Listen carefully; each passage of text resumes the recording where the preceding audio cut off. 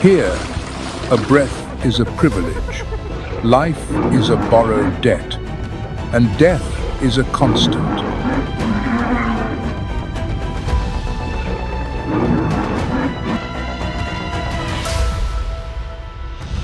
There is no room for the weak, nor for hesitation.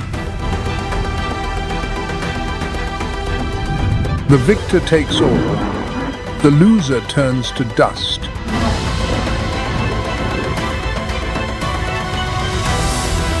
Kill or be killed.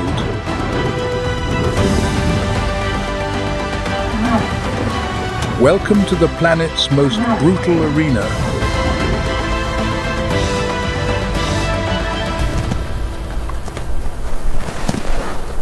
In Tanzania, the sun scorches all things.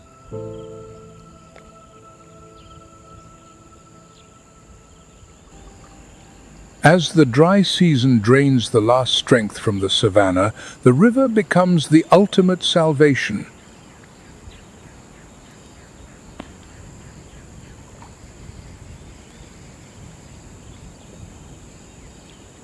This placid surface hides another truth. For beneath the calm water, a true lord is watching, not with a crown, but with primal fury.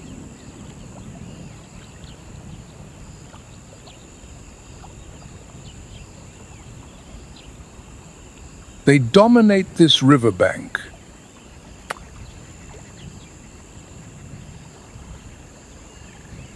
Anyone who approaches for a drink is considered a provocation by the hippopotamus.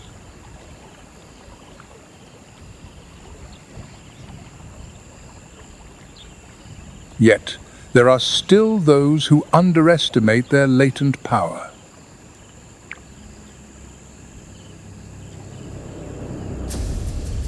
Suddenly, a strange figure appears.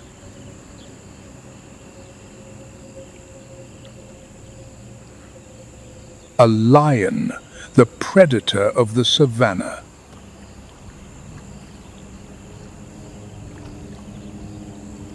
But on closer inspection, it is just a young and inexperienced male seeking to quench his thirst. To the hippos, this presence is a declaration of war.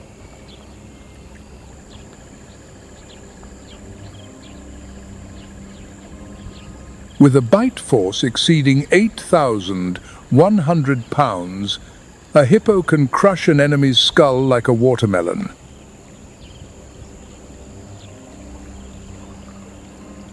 Fortunately, hippos are not predators.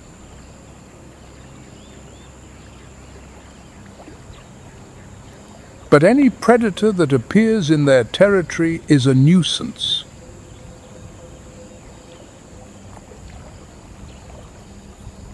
Many often mistake the hippo's behavior, believing they rescue weaker prey.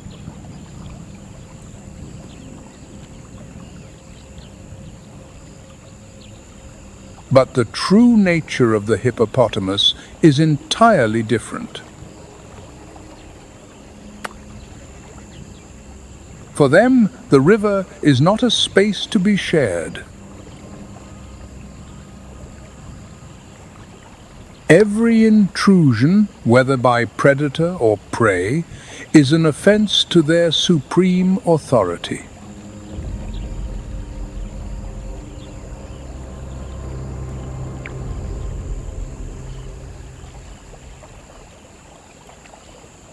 As the dry season continues to drain life away, the fragile peace treaty among the hippos also comes to an end.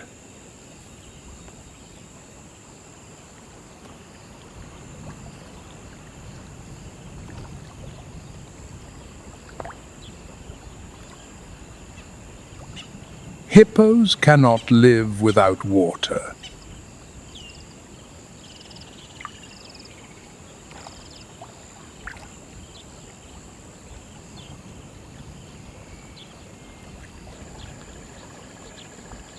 Their sensitive skin lacks sweat glands, and their colossal bodies, which can weigh over 4,400 pounds, depend on water for protection and support.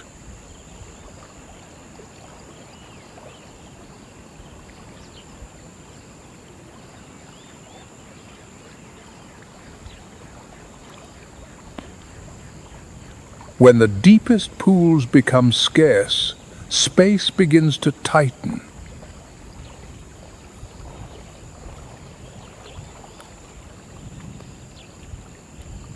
Amidst this chaos, there is always a dominant male, the master of the shallows. The ritual of asserting dominance begins.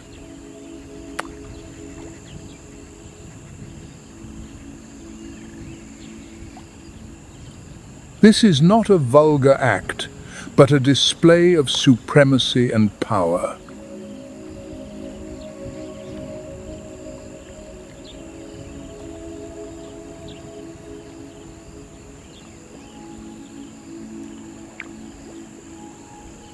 When scent warnings are ignored, heavy artillery is deployed.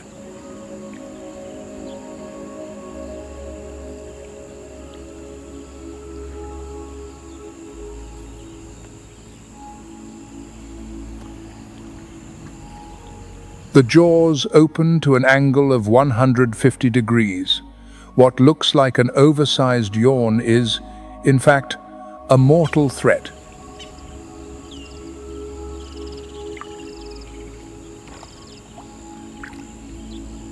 In the fight for mating rights, there is no room for mercy.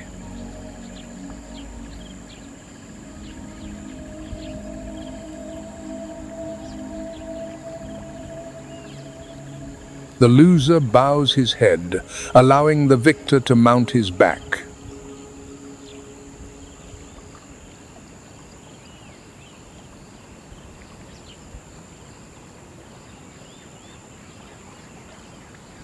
A gesture simulating mating, signifying dominance.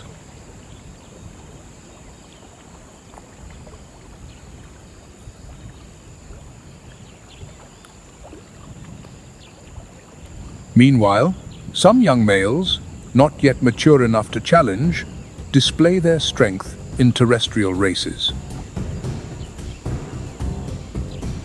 This clumsy giant can reach speeds of up to 20 miles per hour, much faster than one might imagine. In the world of the hippopotamus, there is no lasting peace, only brief moments of silence between battles for survival.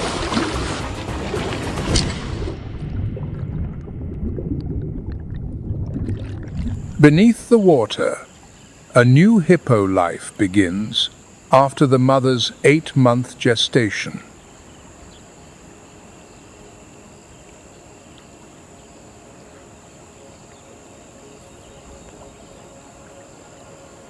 To give birth, the mother needs a quiet space, separate from the pod.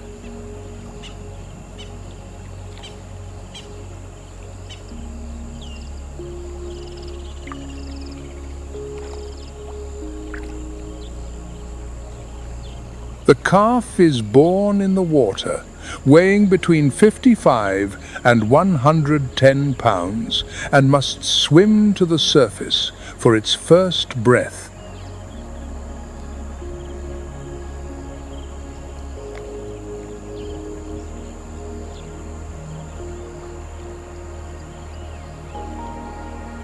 For about 2 weeks after birth, the mother and calf will live in seclusion.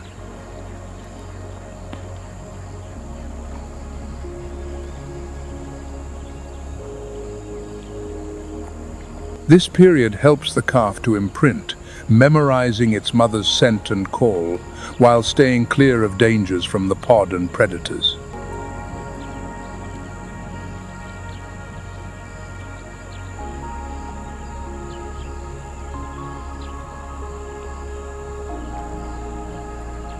The mother hippo will use her entire body to shield her young.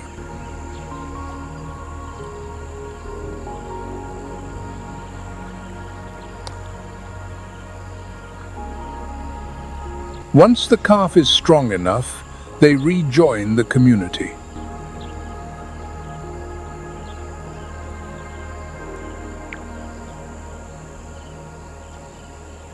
The entire pod spends most of the day submerged, escaping the heat.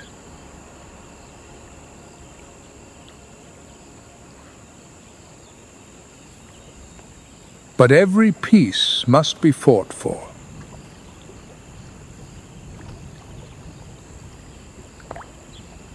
The ideal sunbathing spot has been claimed by a crocodile.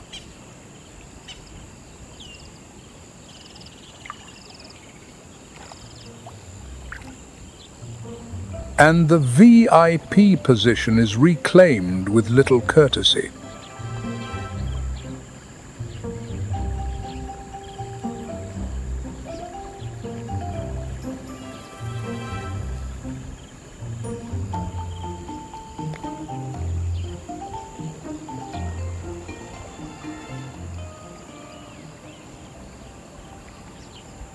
Even when no river is near, hippos have a solution.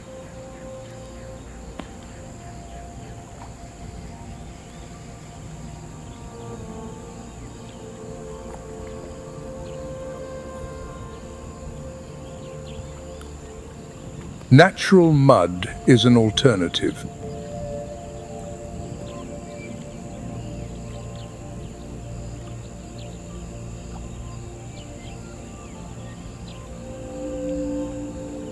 But overcrowding brings other nuisances.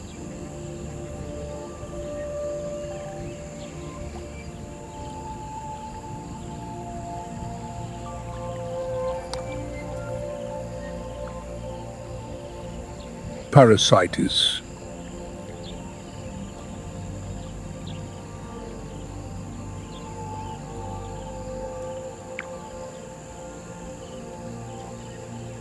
That is when the little visitors appear, the oxpeckers.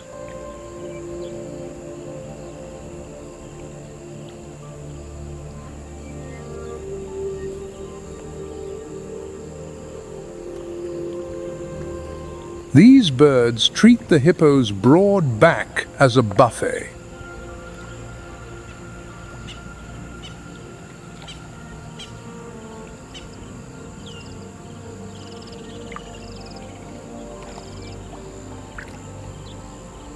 In theory, it is a positive symbiotic relationship.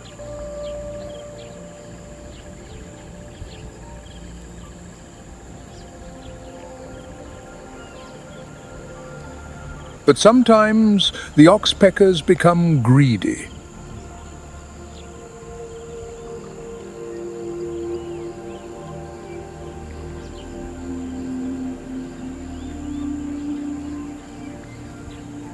They peck at open wounds to drink blood, transforming from doctors into tiny vampires.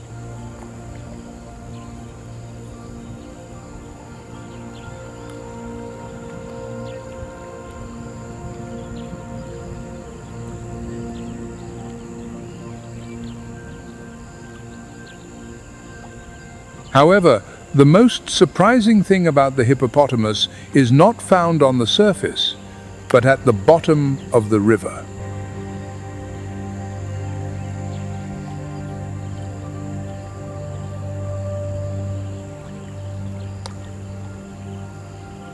Hippos cannot actually swim.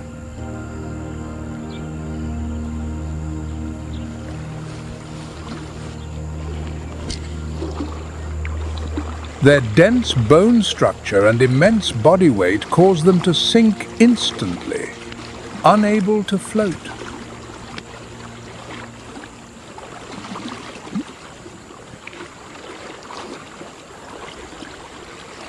If they venture into water too deep, where their feet cannot touch the bottom, they can drown.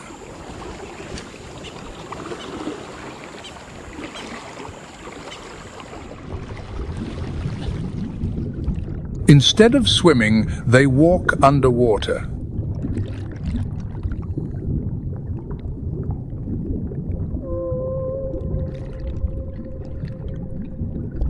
Using the water's buoyancy, they create a near weightless environment.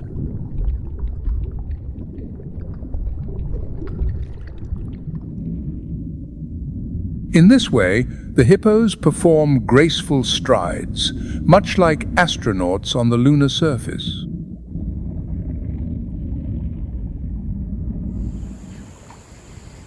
On the surface is the life of a fortunate hippo calf.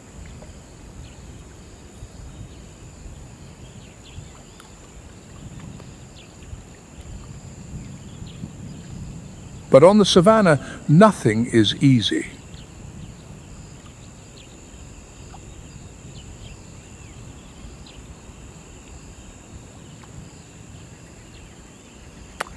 Even when protected by one of the fiercest mothers on the planet, predators are always lurking, searching for any vulnerability.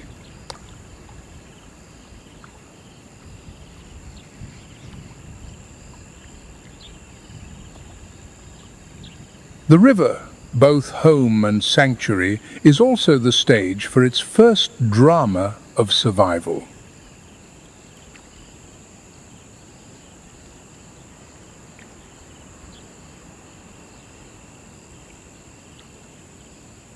As seasonal rains fall, swelling the river, an ancient intelligence begins to stir.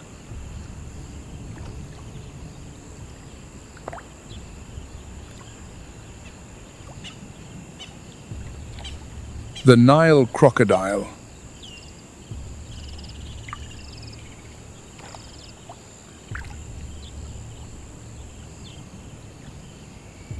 It is a predator honed by millions of years, a master of patience.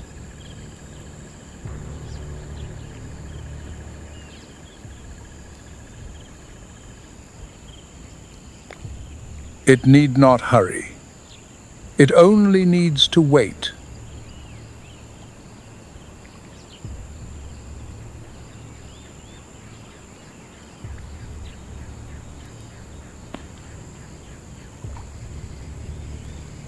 To wait for a moment of distraction, a single lapse from the Great Mother.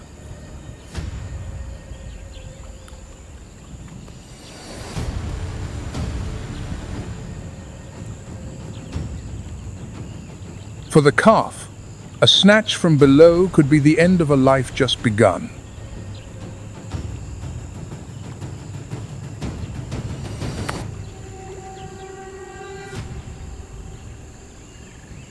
But the land holds its own perils.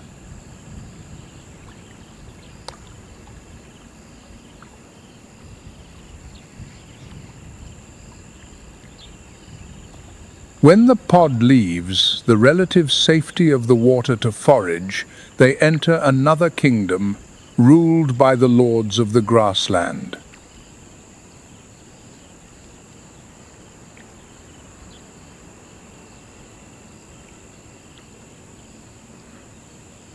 A pride of lions.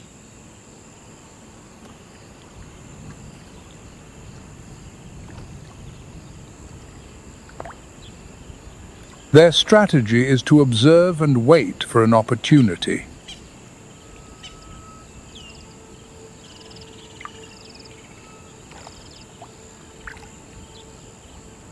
Their eyes scan the pod, searching for a sign of weakness, of separation.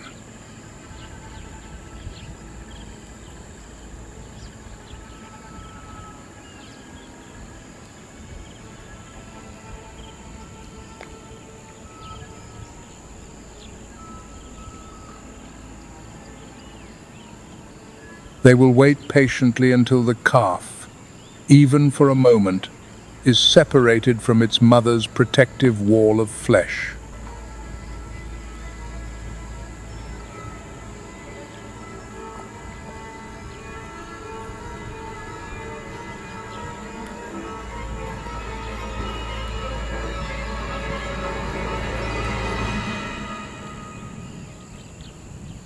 A male lion will probe, and if he senses the calf is alone, the attack will be swift and merciless.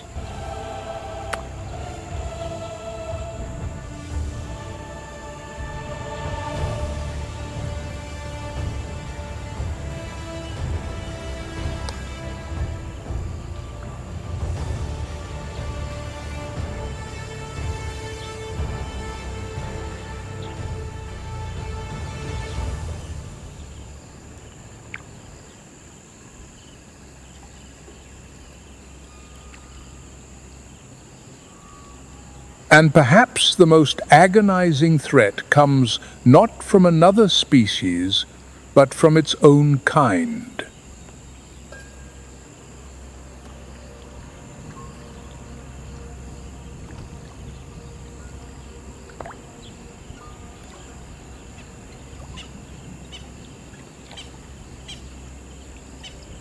In the complex and brutal society of hippos, the dominant male may see this tiny life not as the future of the pod, but as an obstacle to his own lineage.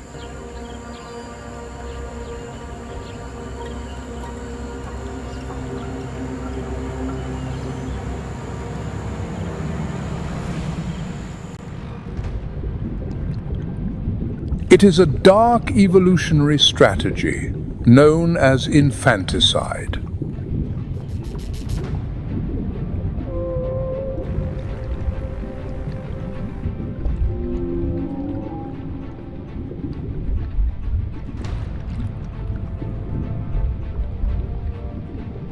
By eliminating a rival's offspring, the male can induce the female to return to estrus, ensuring the next generation carries his genes.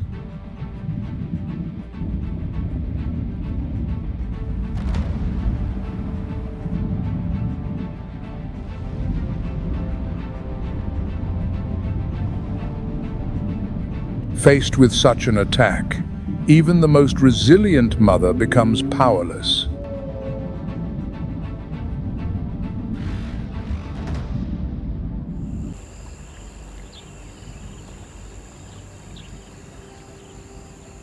For this young hippo, life is a relentless struggle, a perilous journey between giants and hidden predators.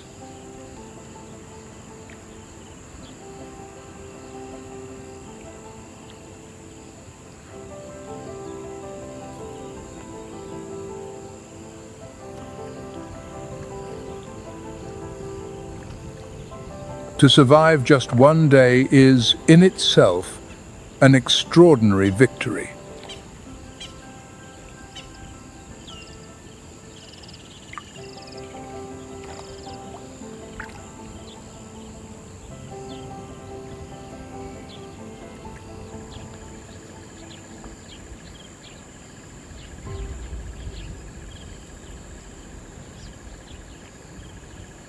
As the last rays of sun dip below the horizon, night falls upon the river.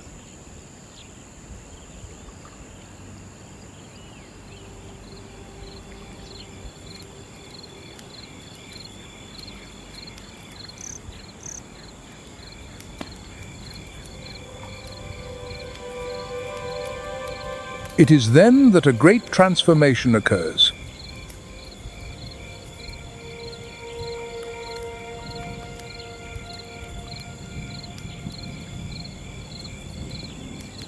The hippopotamus, a herbivore, must consume a vast amount of food.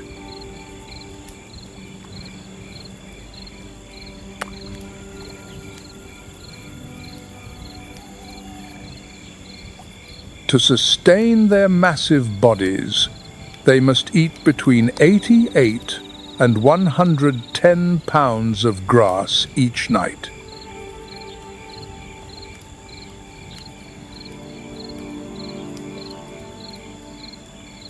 But their sensitive skin does not permit them to do this under the harsh sun.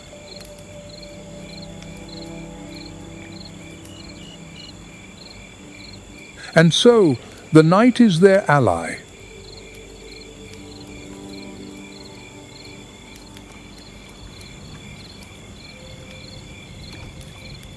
They leave the river and walk for miles inland in search of the greenest pastures.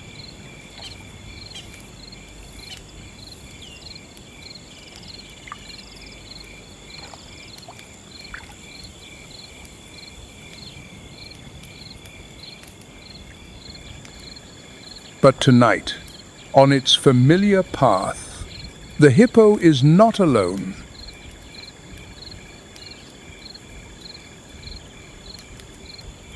The rhinoceros is also a grass-eating giant.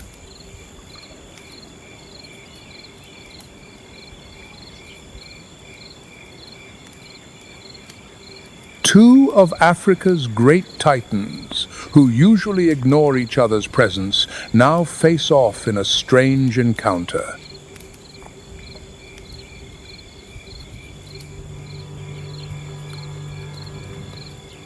This is not a bloody battle for food, for there is not a blade of grass here to contest.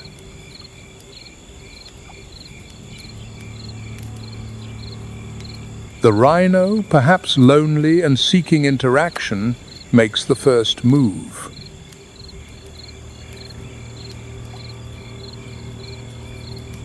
The hippo, known for its short temper, appears more annoyed than angered.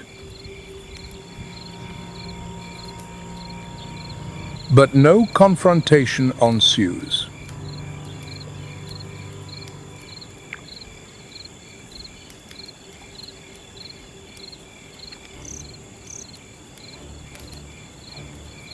In the darkness, a pair of golden eyes appears, then another.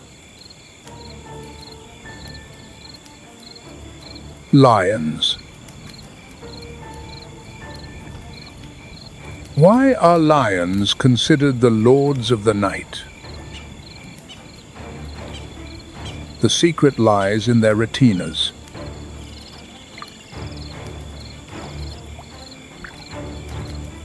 A reflective layer of tissue amplifies the faint light of the moon and stars, allowing them to see their prey clearly.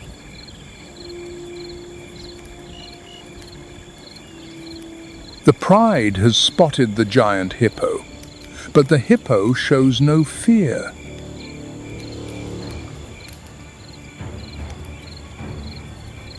The lions understand that tonight, that fortress is impregnable.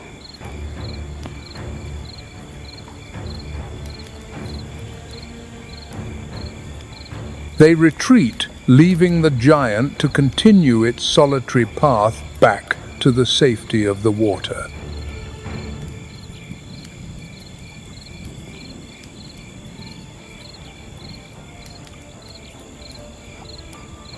Time passes.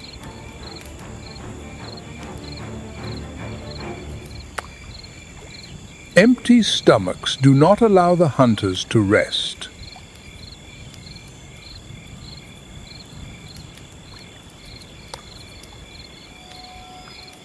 It seems that today, nature wishes to bring hippo and lion together.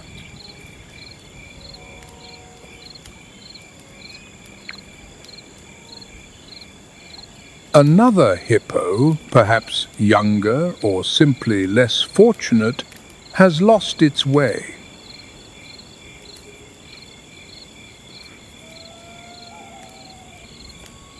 This time, the pride does not hesitate.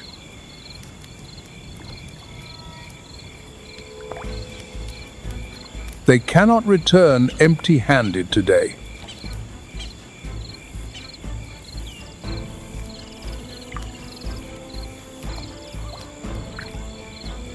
Growls mingle with roars of pain, echoing across the barren plains, tearing through the heavy silence.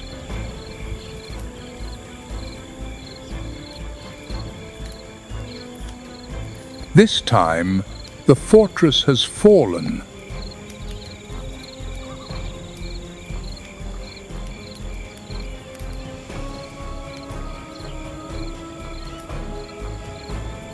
The lions have won the greatest gamble of their lives.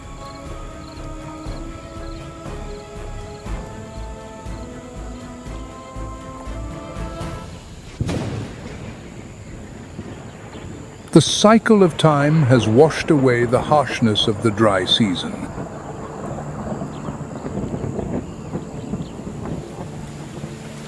The rains have come, cleansing the bloodstains of that fateful night.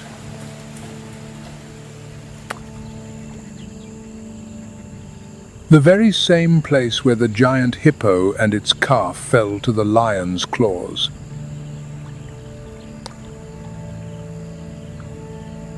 This is the hippo's time. But the rising water does not mean memories are submerged.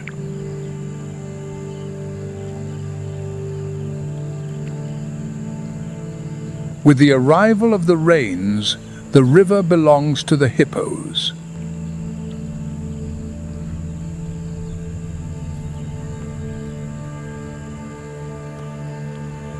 Gradually, the pod regains its calm, and the sound of their heavy breathing echoes across the water like a victory song.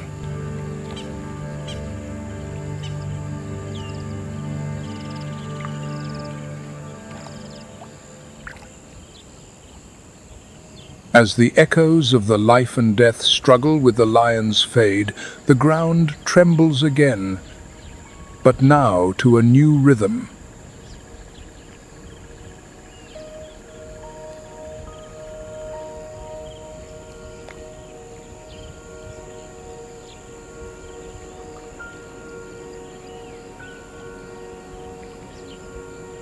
It is not the silent tread of a hunter, but the heavy footfalls of a prehistoric tank, a rhinoceros.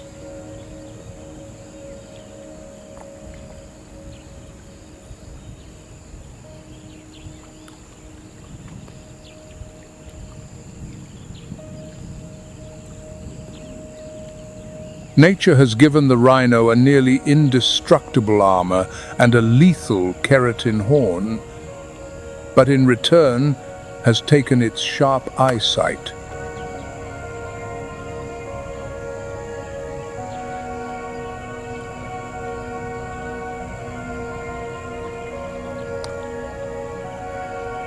The world through a rhino's eyes is one of blurred and menacing shapes.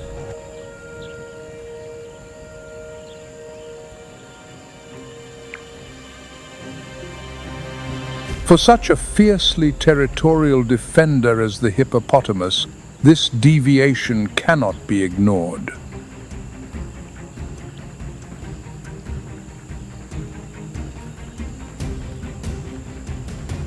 Though unintentional, the rhino has just declared war.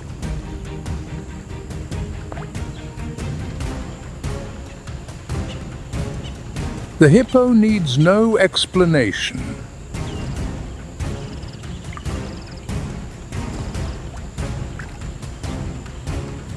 There are no complex tactics.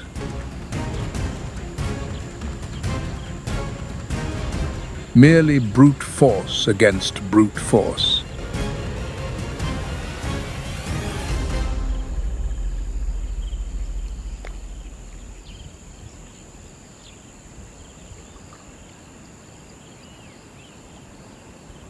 As the ground shimmers in the oppressive heat of the dry season, another grass-eating giant approaches.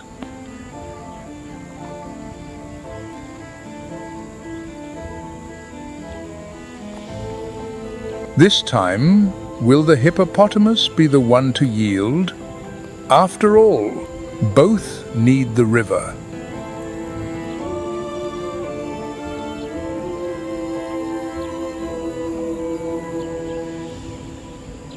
An elephant must consume between 40 and 53 gallons of water each day.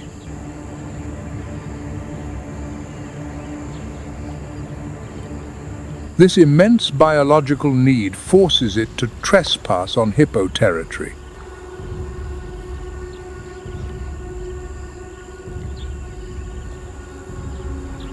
And when the two biggest egos of the savannah collide in a cramped waterhole, there is no room for compromise.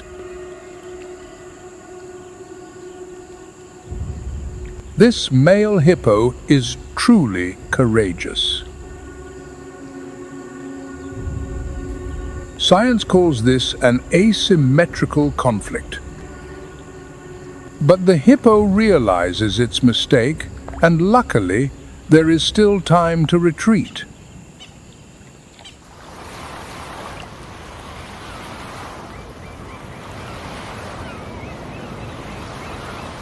Hundreds of miles off the African coast, a unique evolutionary laboratory has written its own tales of struggle and survival.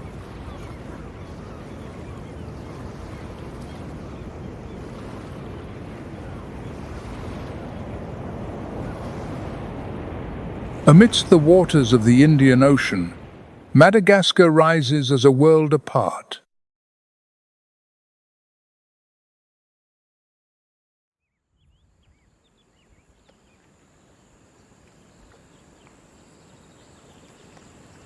Lying some 250 miles off the coast of Mozambique, the world's fourth largest island broke away from the great continents tens of millions of years ago.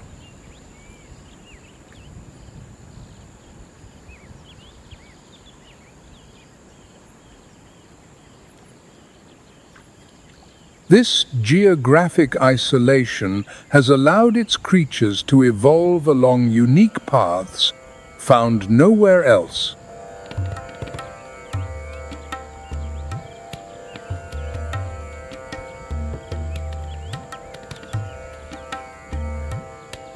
The lowland rainforests of eastern Madagascar are home to the Indri, the world's largest lemur, known locally as the babakoto.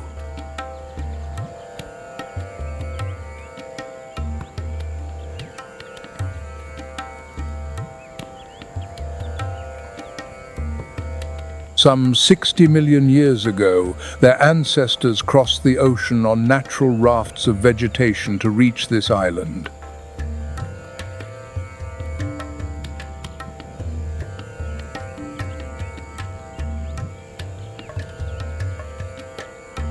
Isolation saved them from large predators and allowed them to evolve uniquely.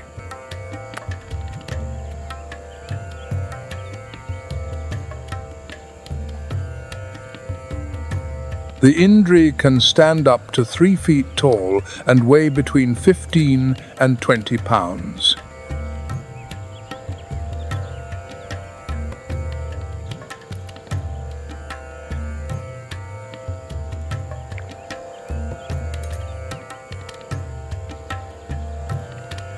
To the Malagasy people, the Indri is a sacred creature.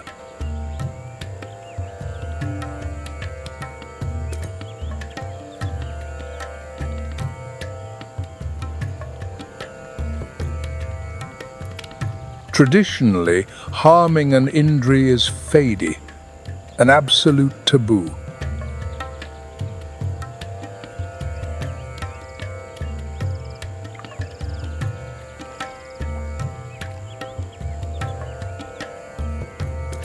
Their calls can travel for over a mile, used to mark territory and maintain contact with family members.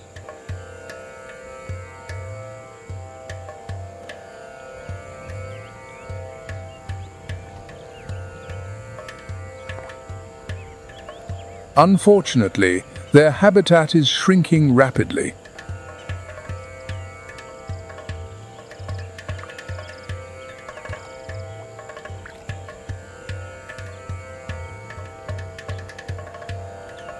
Data from 2023 shows only 1,000 to 2,000 individuals remain in the wild, placing the Indri in the critically endangered category.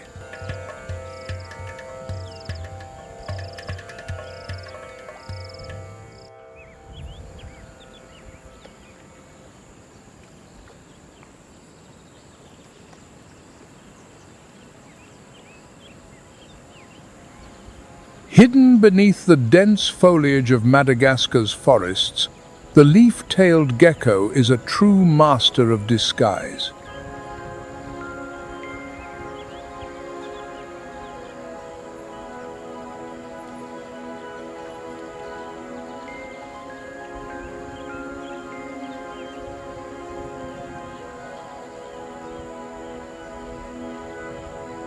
Its appearance resembles a sculpture crafted from bark and dried leaves.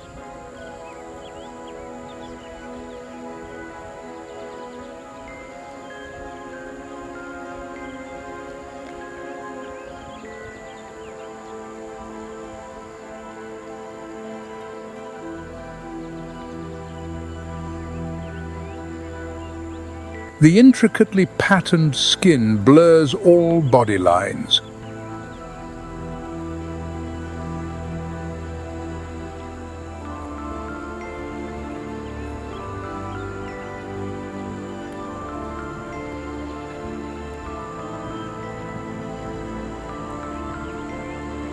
Its flattened tail, like a withered leaf, serves both for camouflage and for balance.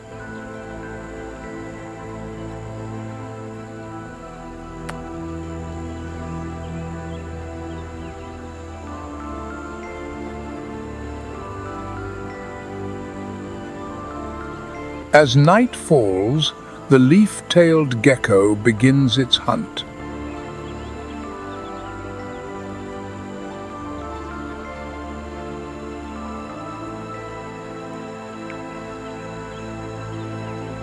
Large eyes with vertical pupils allow it to see clearly, even in darkness.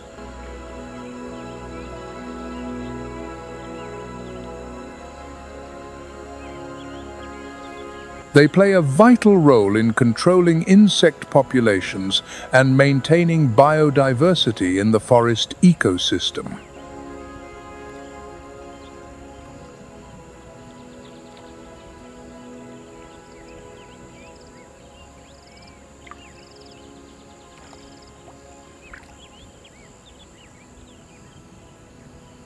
In the subhumid forests of Madagascar, the bamboo lemur, also known as the gentle lemur, resides.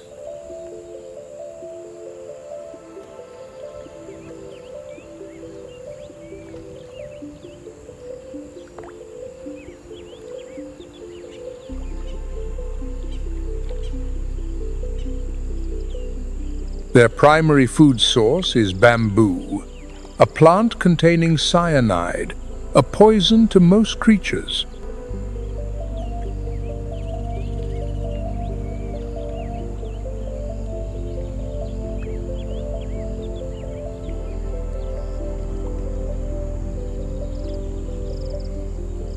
The bamboo lemur has evolved a special detoxification mechanism, allowing it to consume large amounts of cyanide without harm.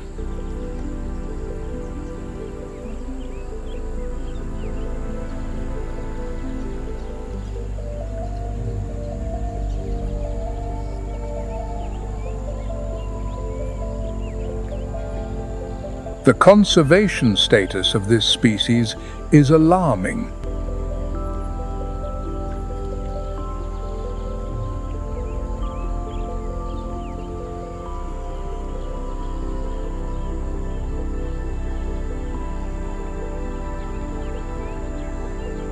Many bamboo lemur species are classified as threatened or critically endangered.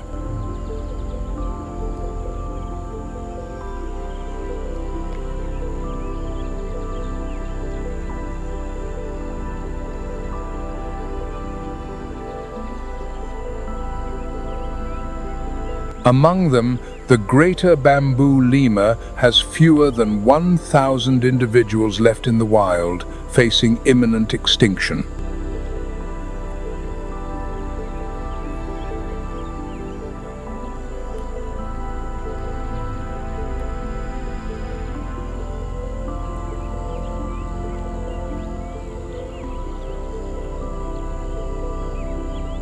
In western and northern Madagascar, the dry deciduous forests are home to the fossa, the island's apex predator.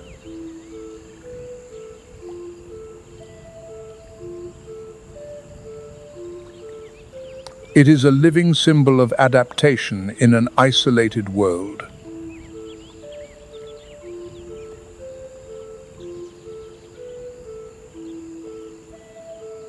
Resembling a small cougar, Its closest relatives are actually mongooses.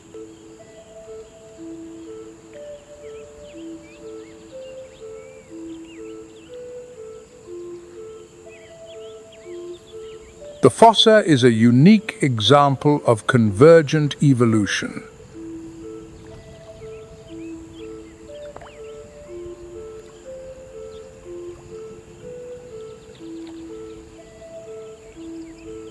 The dry western forests of Madagascar are the fossa's primary domain.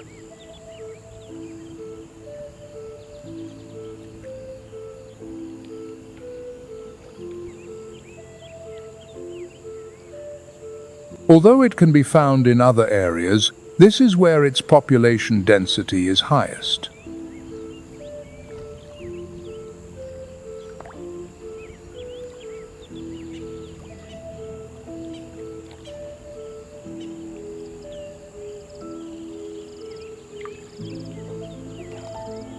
Data from the International Union for Conservation of Nature in 2023 shows fewer than 2,000.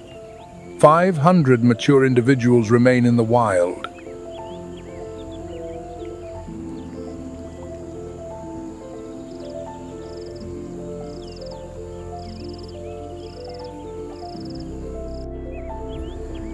With a body up to 30 inches long, a tail of equal length, and weighing up to 20 pounds, the fossa has a perfect anatomical structure for predation.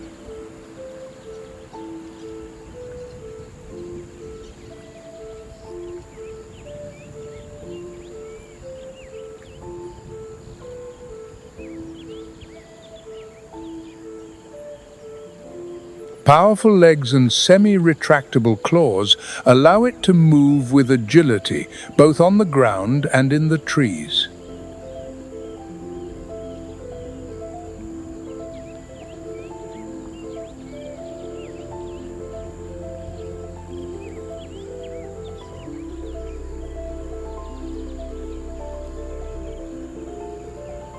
A natural-born predator, the fossa combines speed, strength, and climbing skill.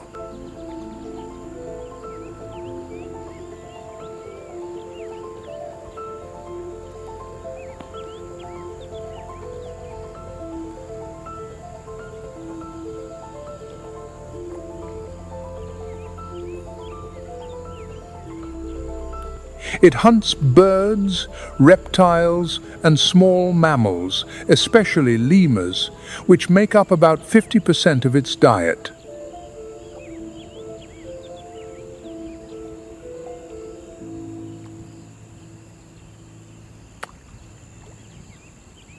In the dry forests of western Madagascar, the Sifaka lemur has evolved to survive in one of the harshest environments.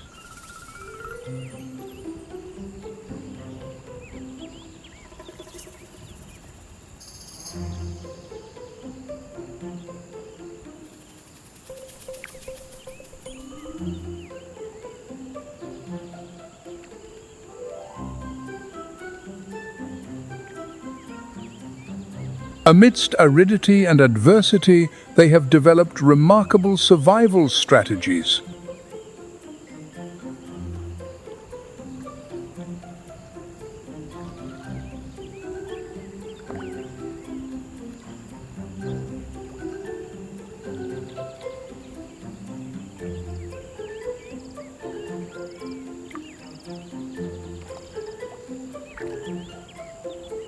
Today, Sifaka lemurs primarily inhabit unique forests like Bemaraha and Kirindi, where limestone formations and vegetation intertwine.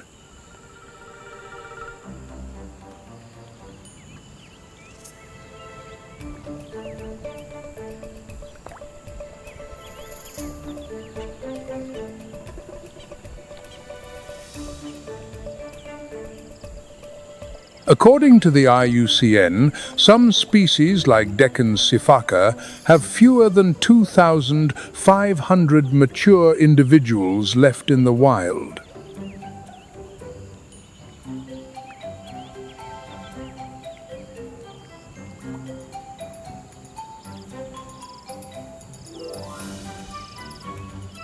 Their long, powerful hind legs allow them to make leaps of up to 30 feet.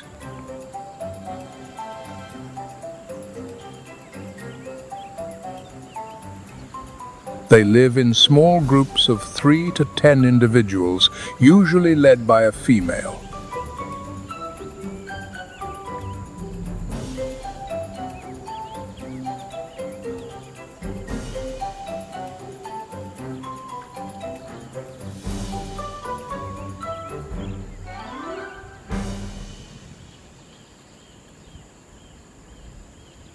The ecological role of the sifaka is crucial as a seed disperser, contributing to forest regeneration.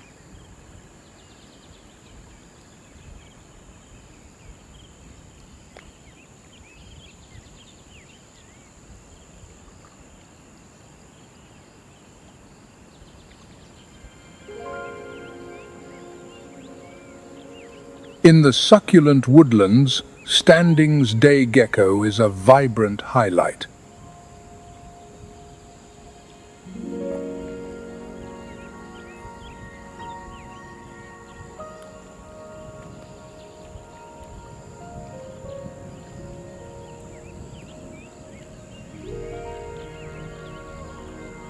Belonging to the Phelsuma genus, this endemic gecko has evolved over millions of years on the isolated island.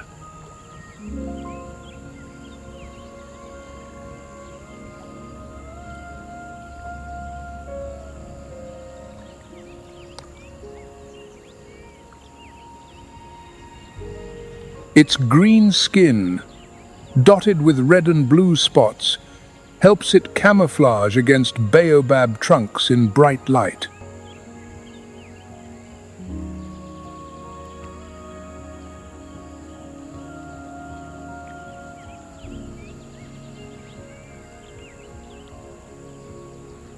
When threatened, it can shed its tail to distract predators, and the tail will regenerate after a few months.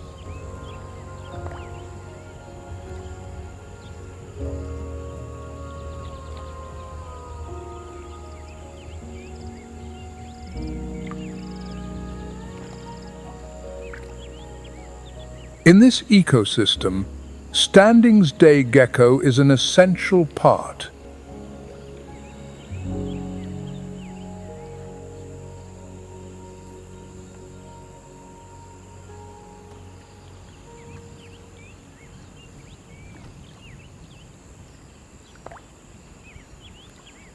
In the arid lands of the south and southwest, the ring-tailed lemur stands out as a symbol of survival.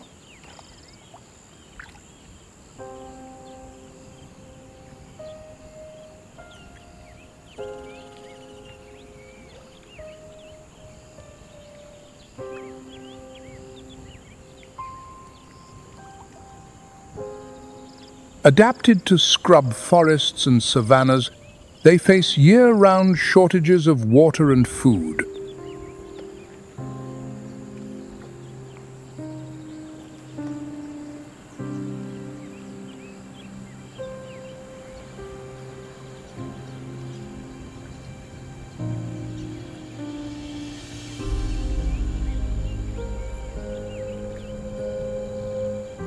It is estimated that by 2024, only about 2,000 to 2,400 individuals remain in the wild.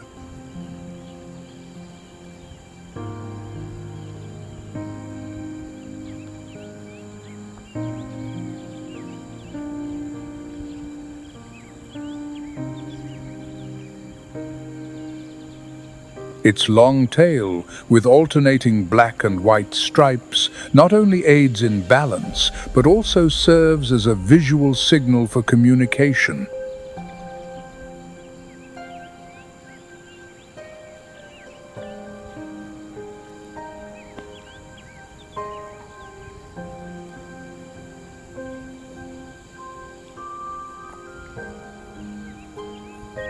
Ring-tailed lemurs live in matriarchal social groups led by females.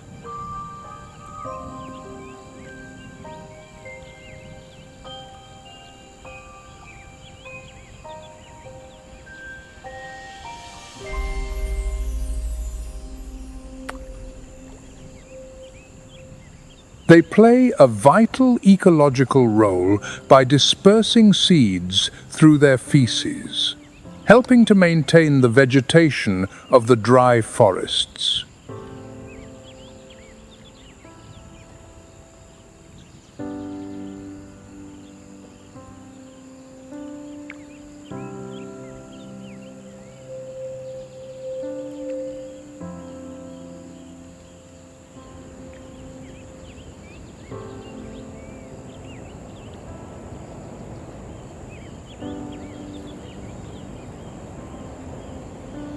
The mangrove forests of Madagascar form a precious coastal ecosystem, stretching over 620 miles along the western coast.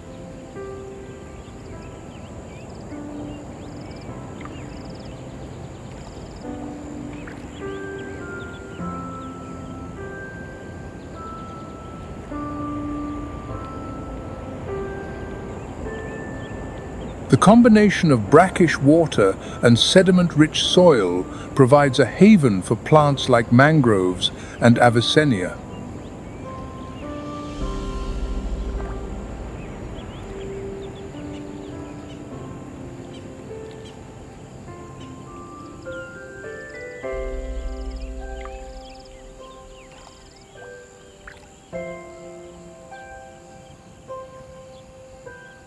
The intertwined roots protect the coastline from erosion while providing habitat for fish, crustaceans, and wild birds.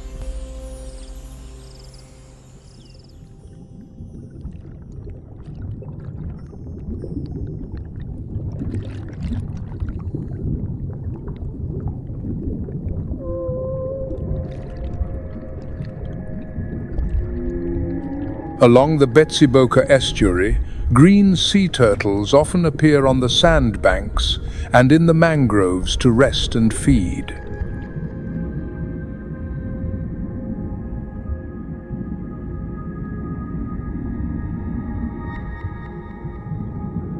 With over 150 million years of evolutionary history, this species is a prime example of perfect adaptation to the ocean.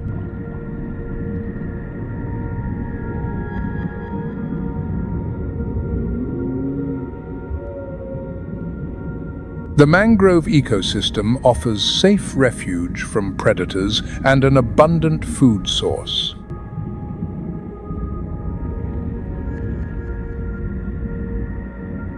Green sea turtles are known for their long migrations.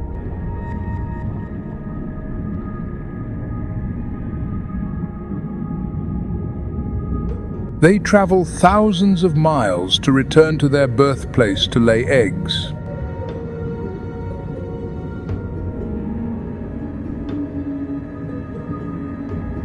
However, the survival rate of hatchlings is extremely low. Less than 1% make it to the ocean.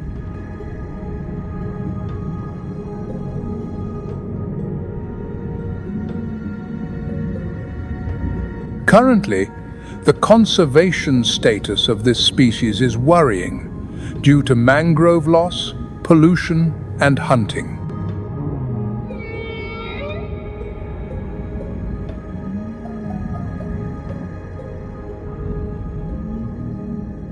Madagascar's mangroves are also home to another ancient species.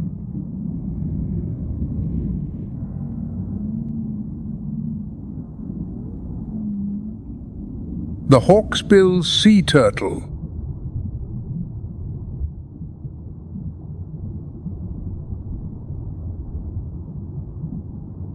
With over 100 million years of evolution, this turtle has survived countless changes.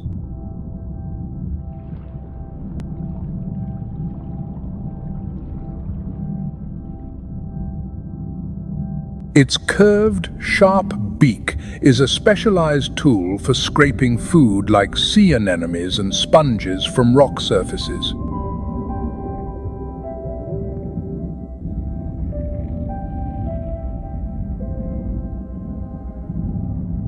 Despite its high adaptability, its numbers are declining sharply.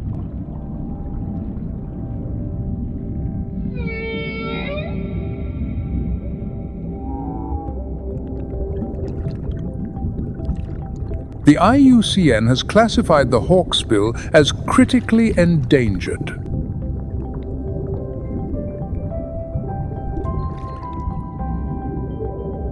The dugong, or Pacific sea cow, carries an evolutionary history of over 50 million years.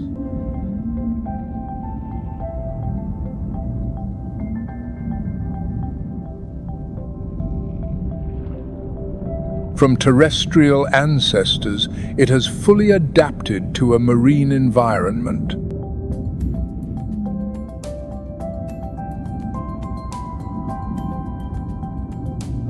In Madagascar, they are concentrated in the western mangroves, where saltwater and freshwater meet.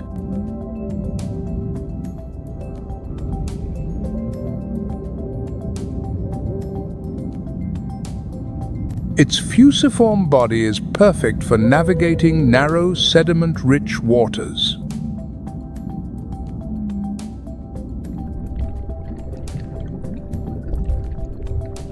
Their diet is based on seagrass, consuming up to 88 pounds per day.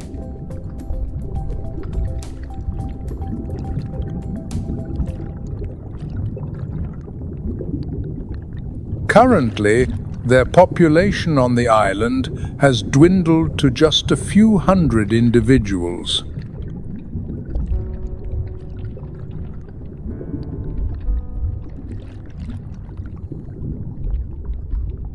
The main threats include mangrove loss, pollution, and overfishing.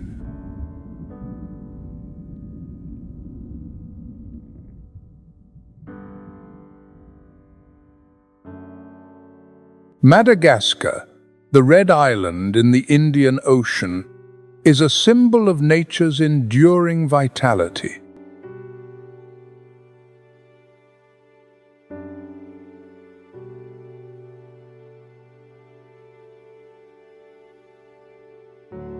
Although over 90% of its primary forest is gone, some 8 million acres are still protected.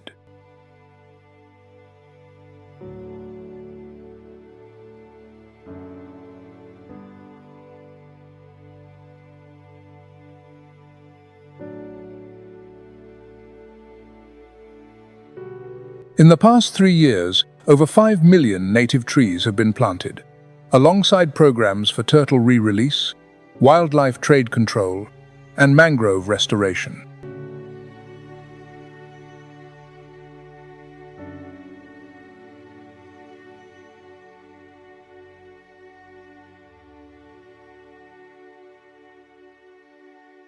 Ecotourism provides livelihoods for local communities.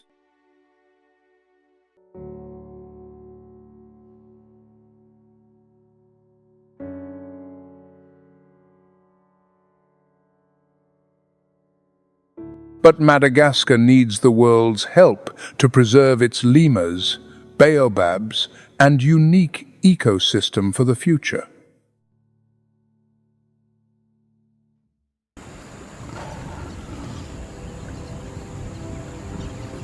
Here, nature is unforgiving.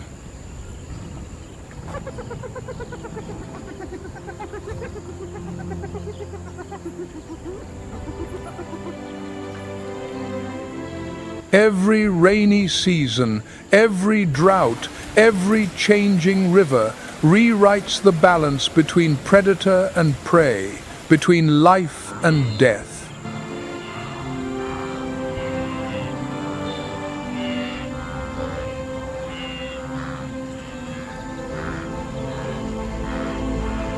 Yet, beyond the instinct for survival are journeys that span thousands of miles, enduring for generations,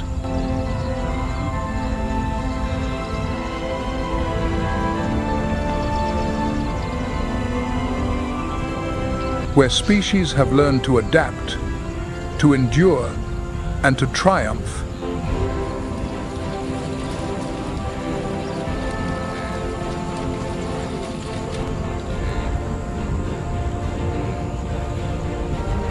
This is not just the story of one species, but of an entire continent, a story of life in constant motion.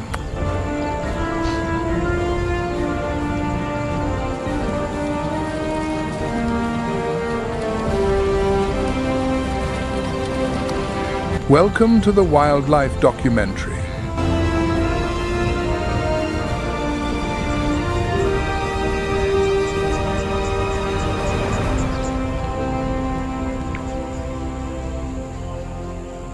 Wildlife, the untold migrations of the Savannah wilderness.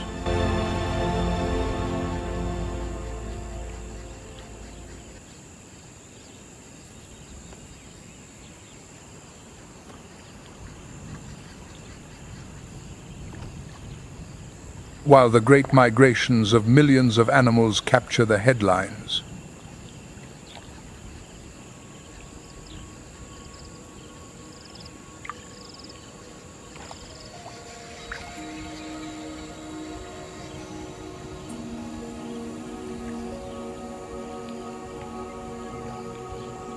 smaller species silently undertake journeys no less significant.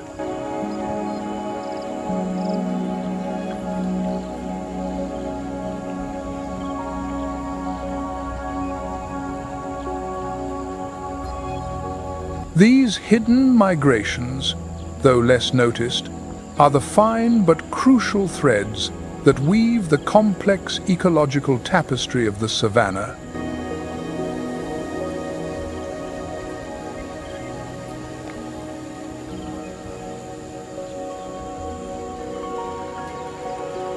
Small antelopes like the dik-dik or the steenbok begin their own migrations.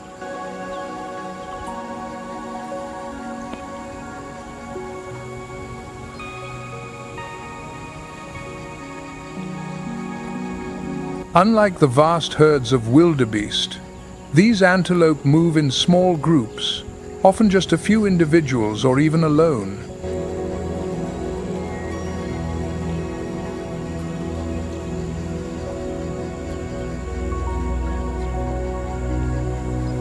With their slender bodies, large, watchful eyes, and nimble legs,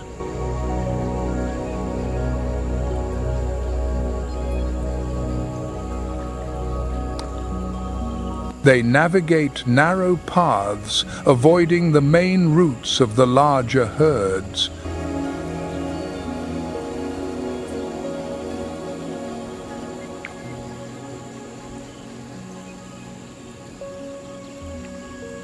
Their journeys may not span hundreds of miles, but they are fraught with danger, from stealthy leopards to sudden flash floods.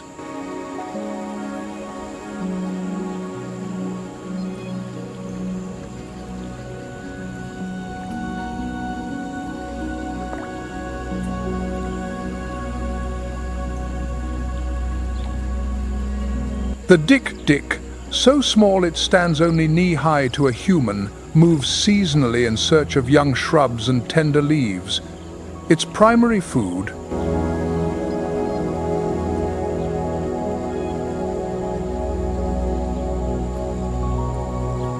it does not need the vast grasslands of the wildebeest.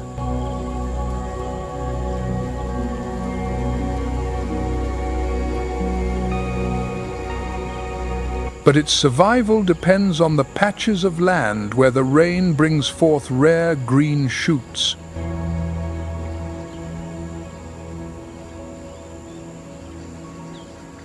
Their journey often takes place at night, when the darkness shields them from the eyes of predators.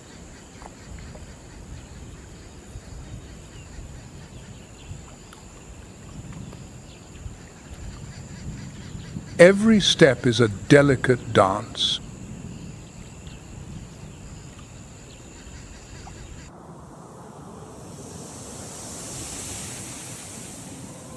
The Egyptian sand viper, a small but mysterious reptile, is a master of camouflage in the hot, sandy desert.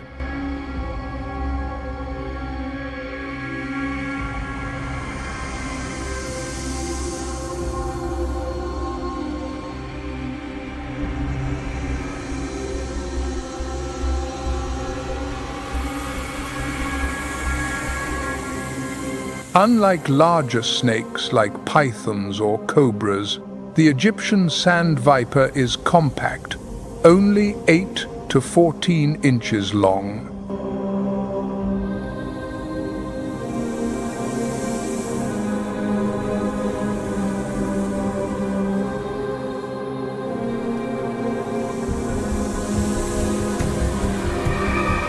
This snake does not undertake long migrations like the antelope, but survives by lying in wait, patiently ambushing its prey.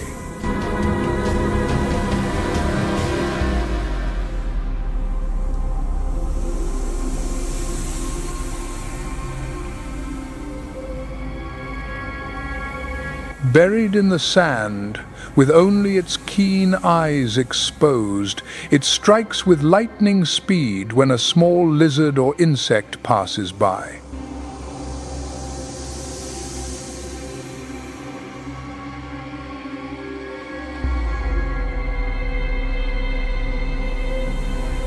The sand viper's survival is a silent dance.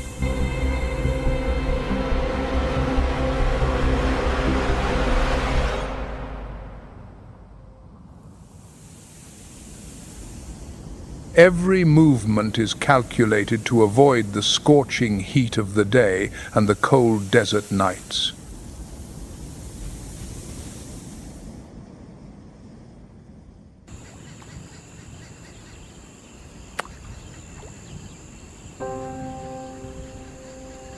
In the sky, where vultures circle and hawks soar, smaller water birds undertake migrations that often go unnoticed.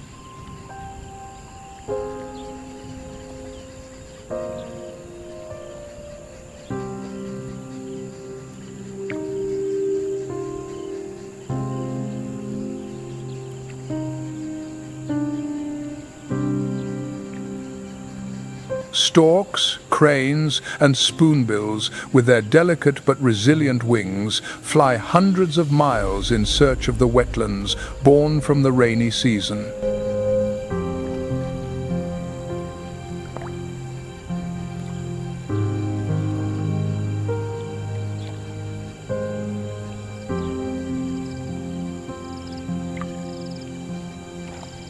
One notable water bird is the yellow-billed stork, with its pristine white plumage and long, slender legs.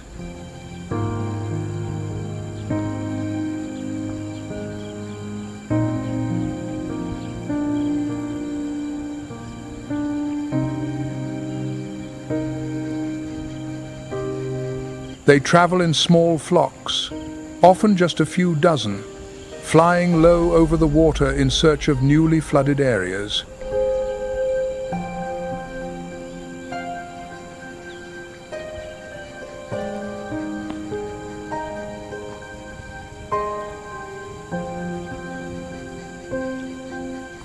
Their journey is not just for food, but for breeding.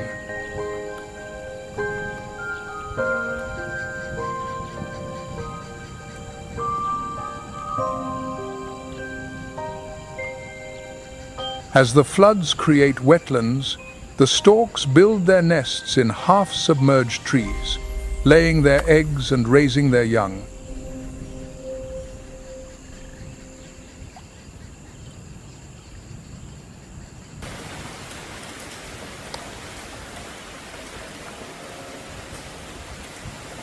When the first rains revive the savannah, the giants of the wilderness begin their journey.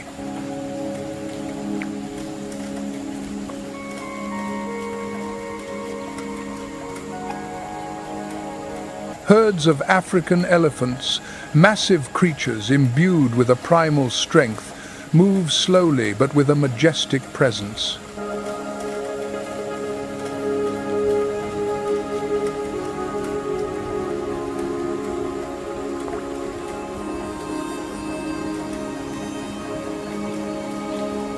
Leading the herd are the seasoned matriarchs, the keepers of generational memory.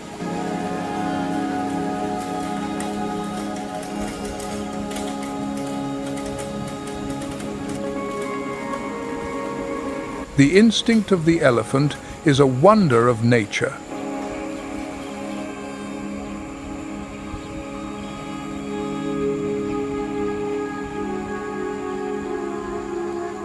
The matriarchs, often having lived for decades, carry a living map of the savannah within them.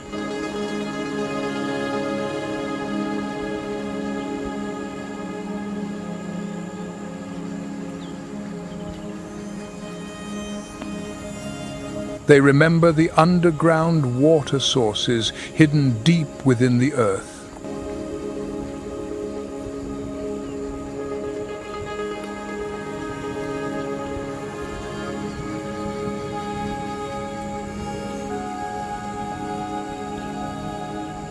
The winding paths through dense forests, and even the lands scorched by past droughts.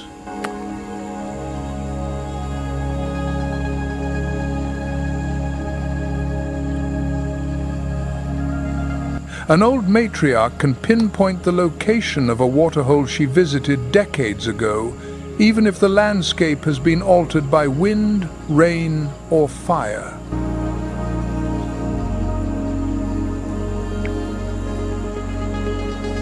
The elephant's journey is not just a search for food.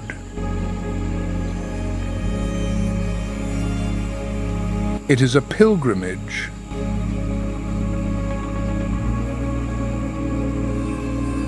Every step is a connection to their ancestors, to the land, and to life itself.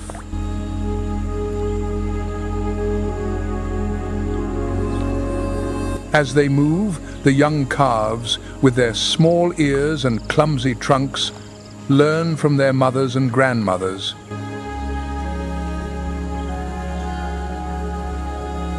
They watch how the elders use their trunks to sniff the air for signs of water.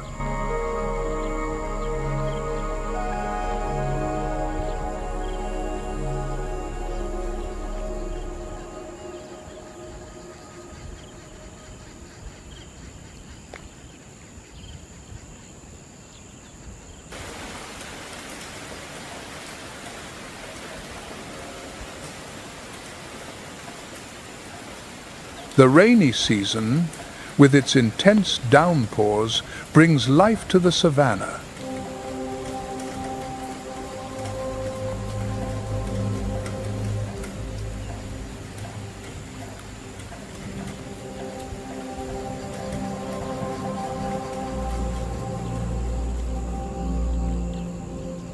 The arid grasslands now sprout lush green shoots, providing an abundant food source for elephants, wildebeest, and buffalo.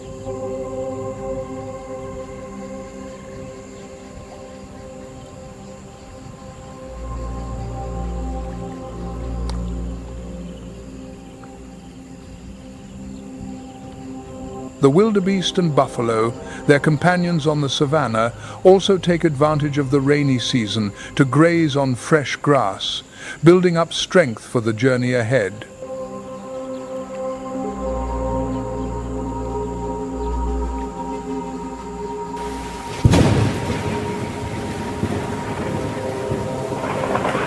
But the rain also brings danger.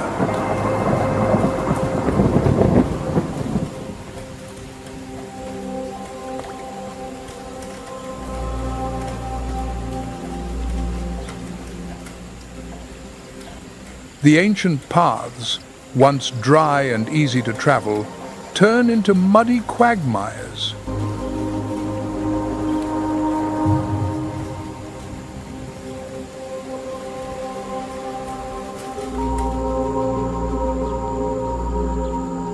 The rivers, mere trickles in the dry season, now roar with powerful currents, ready to sweep away any creature that dares to cross.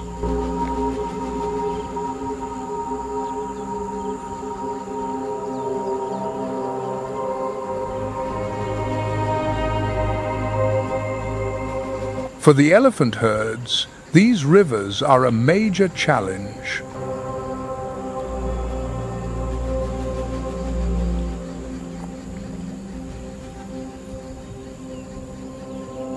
The small calves cling to their mothers to avoid being carried away by the current.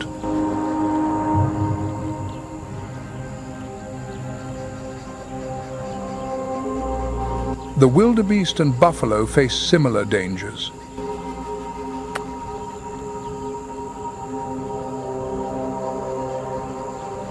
The flooded grasslands slow their pace, making them vulnerable to predators.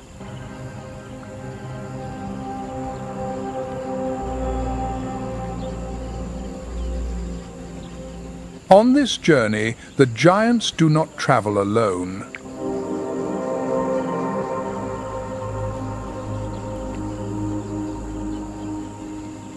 They carry with them their sentinels, their private guard.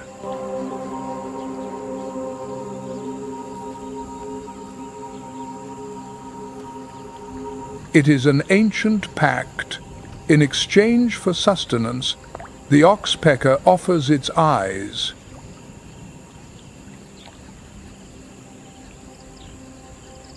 A piercing cry is the price of passage, a signal that can mean the difference between life and a sudden, violent death.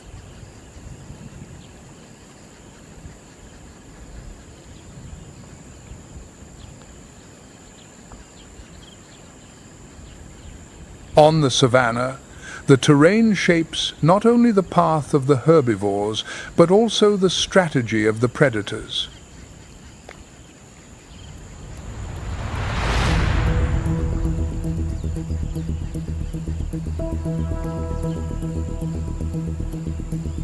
The lion, the king of the wild, understands this better than anyone.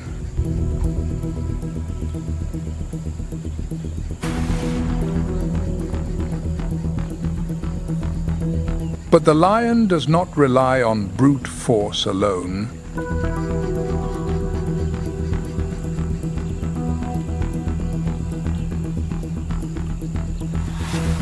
They are master strategists, using the landscape to turn narrow corridors into perfect traps.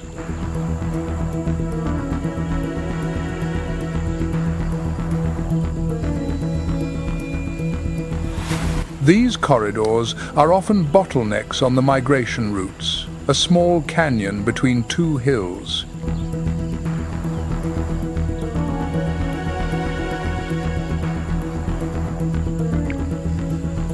A narrow strip of land between rivers, or a grassland bordering a thicket.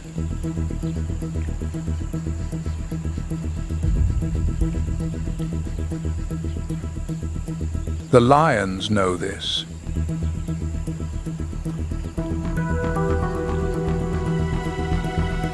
They lie hidden in the tall grass, their bodies blending with the golden hue of the savannah, their breathing slow but alert.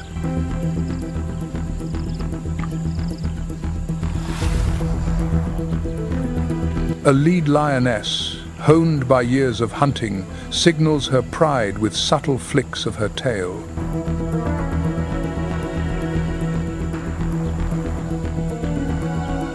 The other lionesses, often her sisters or daughters, move into position.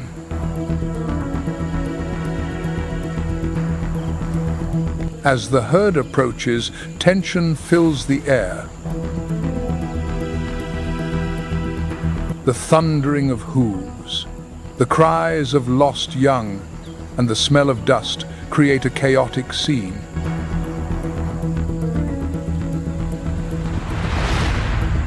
Yet the lions remain still, as patient as ghosts. Then, in a fleeting moment when a young or weak wildebeest strays from the herd, the ambush is sprung. Not every hunt is successful.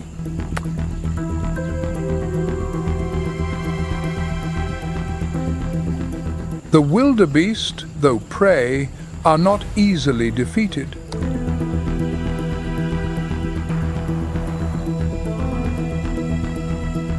With their vast numbers and strong survival instincts, they can form a living wall.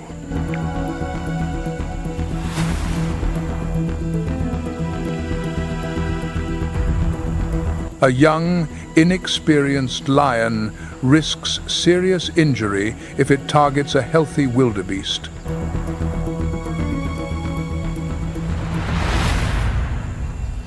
In these moments, the savannah becomes an arena where the predator's strength is pitted against the prey's unity.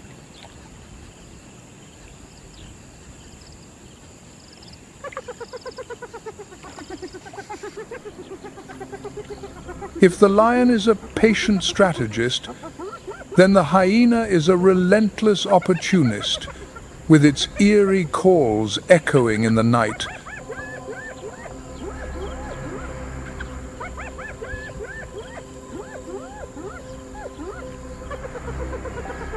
The hyena embodies persistence and ruthlessness.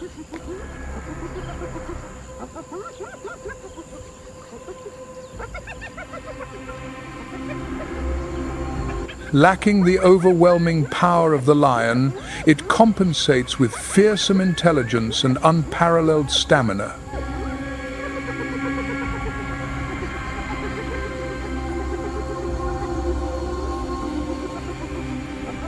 During the migrations, hyenas shadow the zebra herds, keeping just enough distance to remain undetected.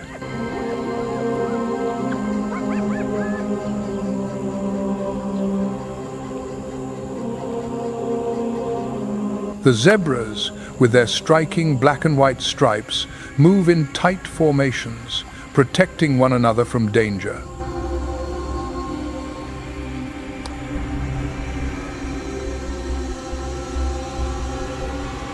But the long journey of hundreds of miles across the savannah drains their strength.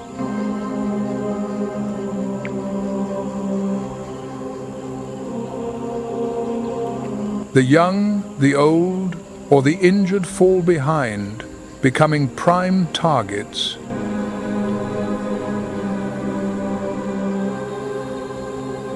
This is when the hyenas strike.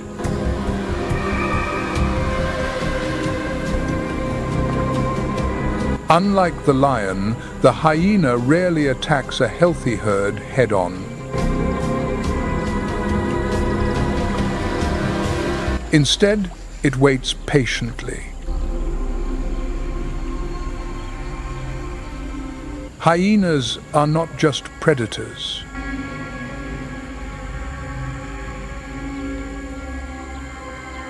They are scavengers, ready to steal kills from lions or cheetahs.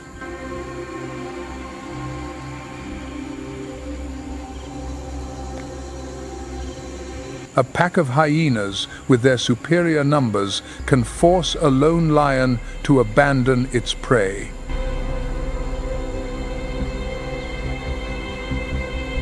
The clashes between hyenas and lions are noisy battles, where the roar of the lion mixes with the cold, laugh-like calls of the hyena, creating a chaotic symphony of the savannah.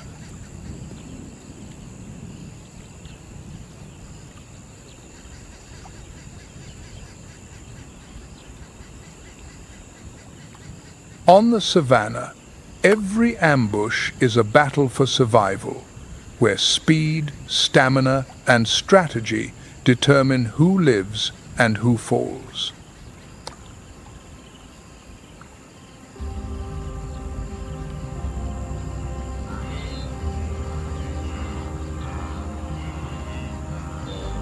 For herbivores like the wildebeest and the zebra, speed is their greatest weapon.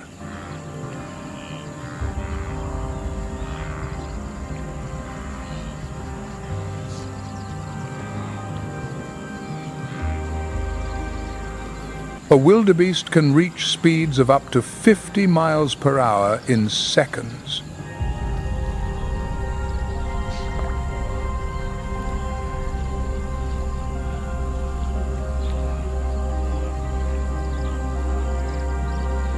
The zebra, though not as fast, possesses remarkable stamina, maintaining a high speed over long distances to exhaust a predator.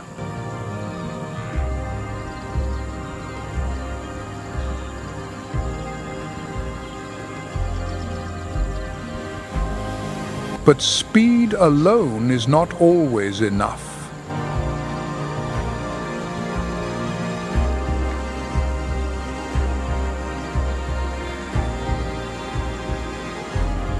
Stamina is just as crucial, especially during migrations that span hundreds of miles.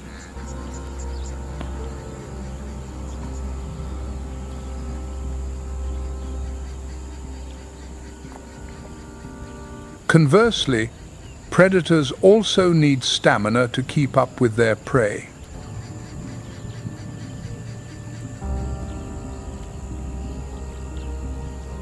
The herbivores have their own strategies.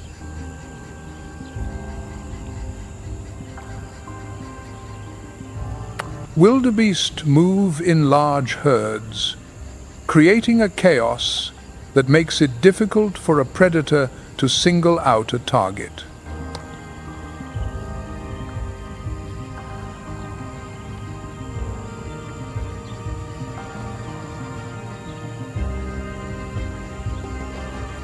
Zebras, with their disorienting striped patterns, confuse predators, making it hard to identify an individual in the herd.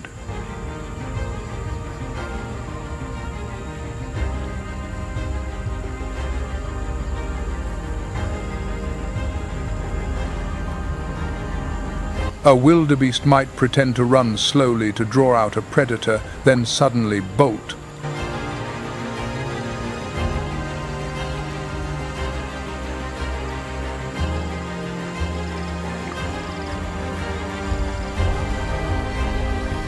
A lion might feign giving up the chase, only to strike again when the prey is off guard.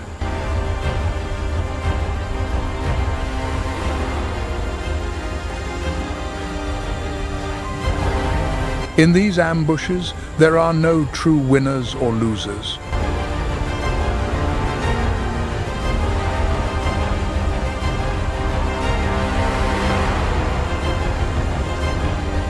Lions and hyenas, though fearsome predators, play a vital role in maintaining the balance of the savannah.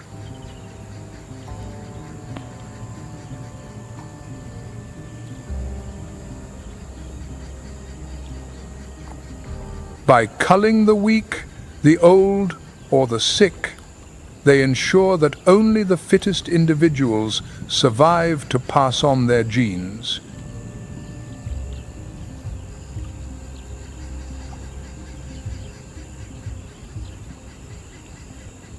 Conversely, the prey shapes the destiny of the predators through their resilience and strategy.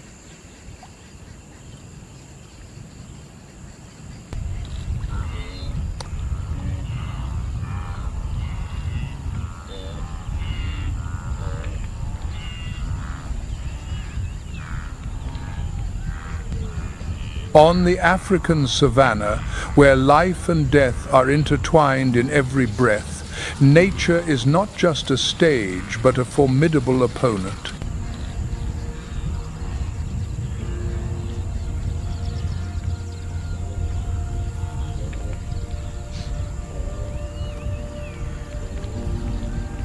When the rainy season arrives, bringing with it endless floods, muddy plains, and raging rivers,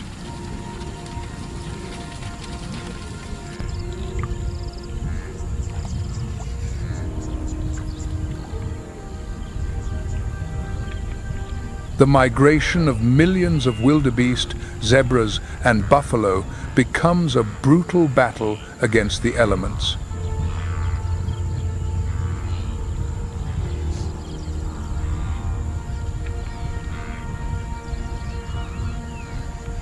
When the first rains fall, the savannah transforms in an instant.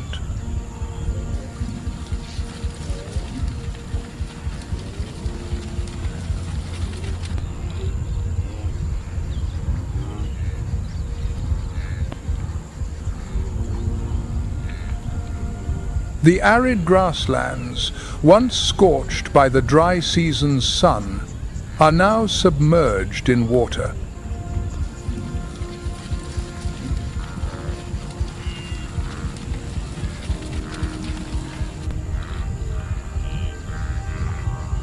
For the wildebeest and the zebra, which rely on speed for survival, the mud is a fearsome enemy.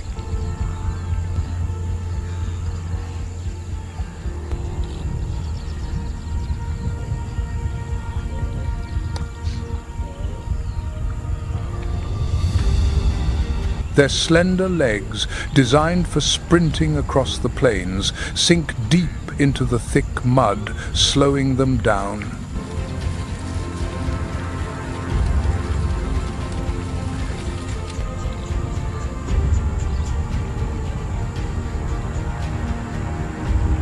A herd of zebras, their black and white stripes shimmering in the sun, moves slowly through a flooded plain.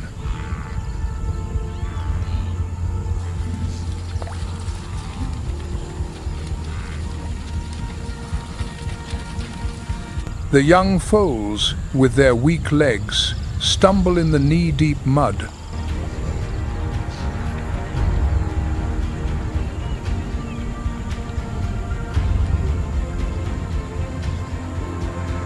In these moments, nature spares neither prey nor predator.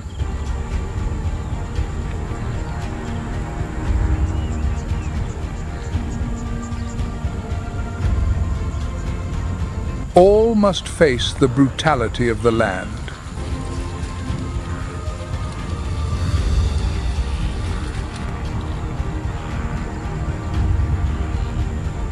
The floods do not just slow movement, they turn the grasslands into deadly traps.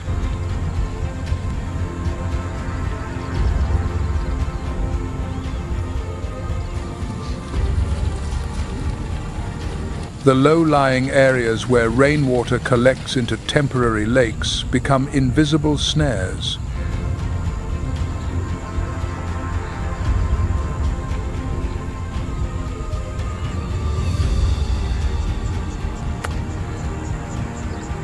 If the mud is an unseen enemy, then the raging rivers are the most terrifying challenge of the migration.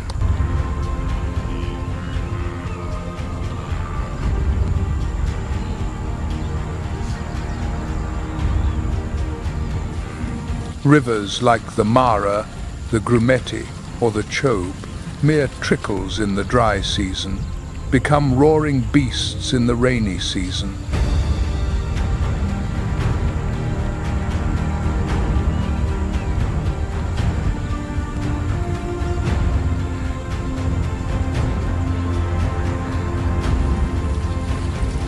For the wildebeest, zebra, and buffalo, crossing these rivers is not a choice, but a command of survival.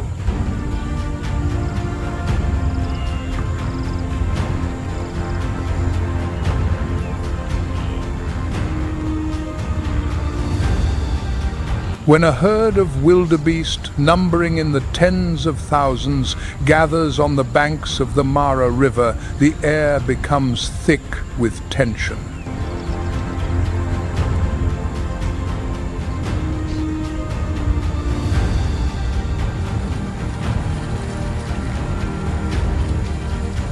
Beneath the murky surface, dangers lurk.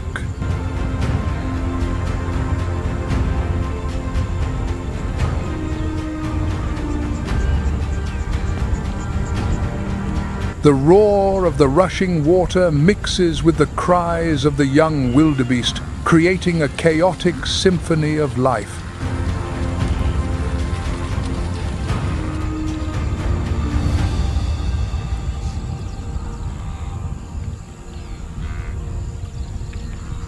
Then, as if driven by an unseen signal, one wildebeest leaps into the water, triggering a stampede of thousands.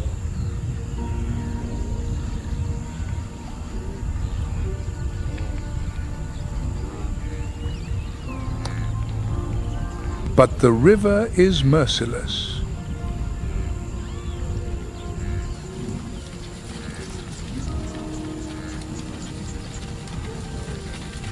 The young wildebeest, too weak to fight the current, are swept away, their small bodies disappearing in the flow.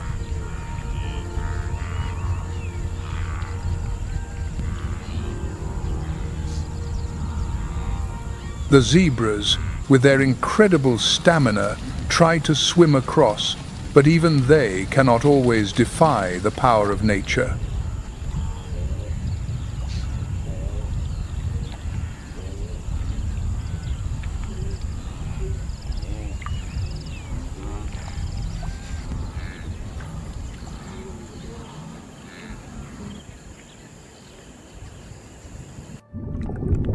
Beneath the murky waters of the river, another threat awaits: the Nile crocodile.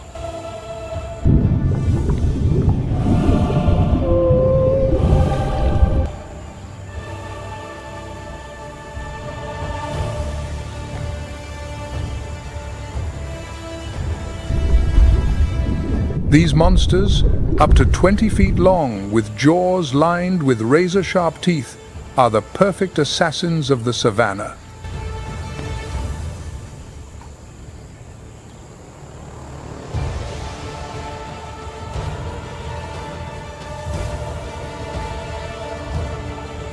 With deadly patience, the crocodiles wait for the perfect moment to strike, turning the rivers into bloody arenas.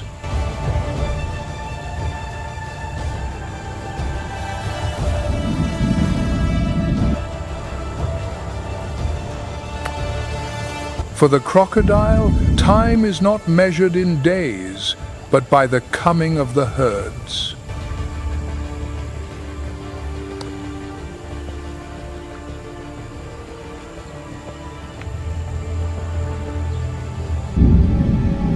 An ancient rhythm beats in its cold blood, a memory not of years, but of seasons of abundance.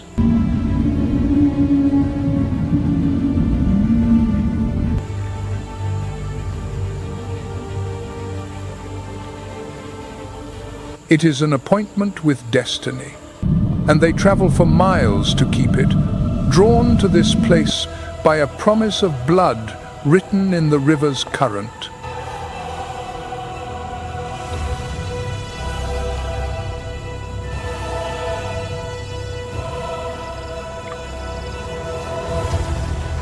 This calculation shows a level of intelligence and learning far beyond what we typically associate with reptiles.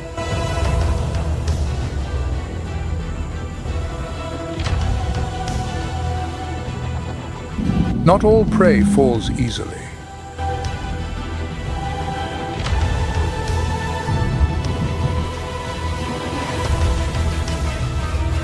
A buffalo, with its immense strength and sharp horns, can fight back, goring a crocodile and escaping its jaws.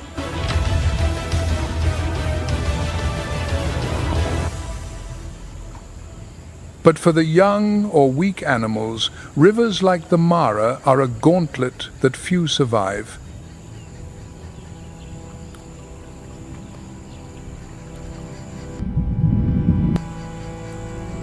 Each year, thousands of wildebeest and zebras perish in the rivers.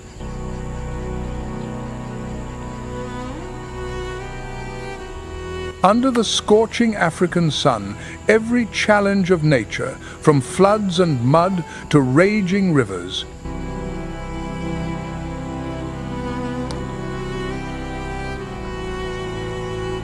is part of an endless cycle of life and death.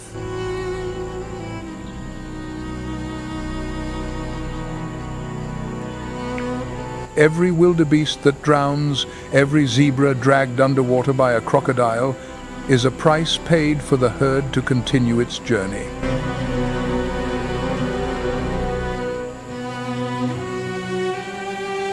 But death is not an end.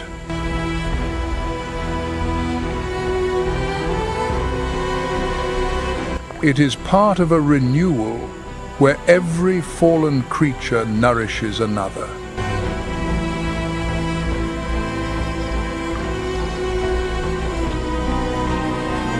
In the harshness of nature, Every loss is part of a larger tapestry.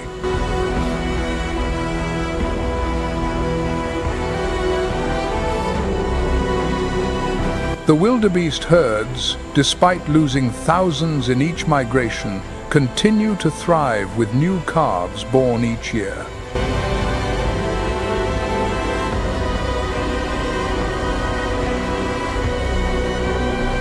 Above all, the savannah lives, breathes, and tells its story through every drop of rain, every river, and every footstep of the creatures that call it home.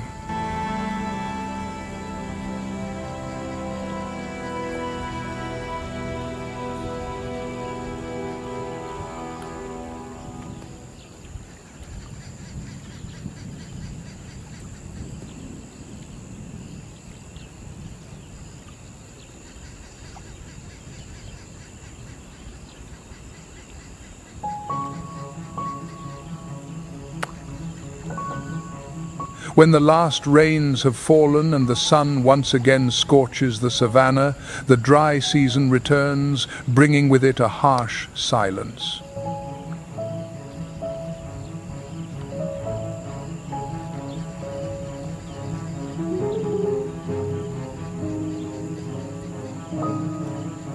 The lush grasslands turn yellow and brittle.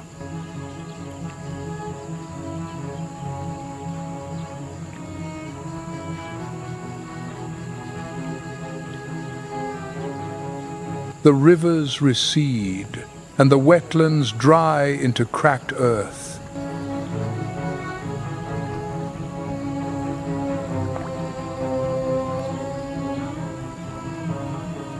Yet, even in this harshness, the savannah never stops moving.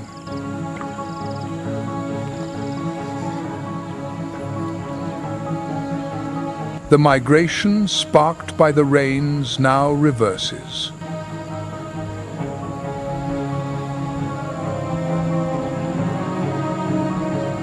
The wildebeest, zebra, and buffalo return to their lands, awaiting the next rainy season.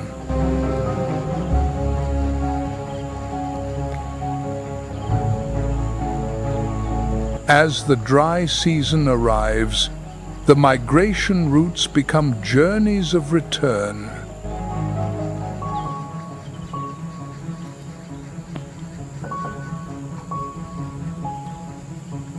The wildebeest, having left the Serengeti for the Masai Mara, now head back, guided by instincts honed over millions of years.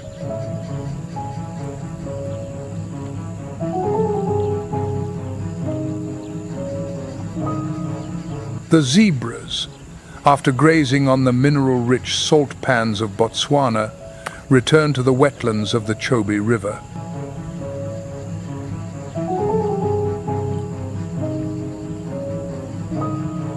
The African elephants, with their remarkable memory, lead their herds back to the arid lands in search of hidden underground water sources.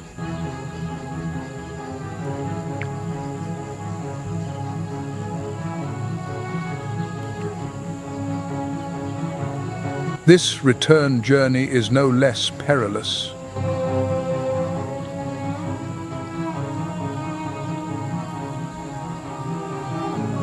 Without the floods or the raging rivers, the dry season brings new challenges.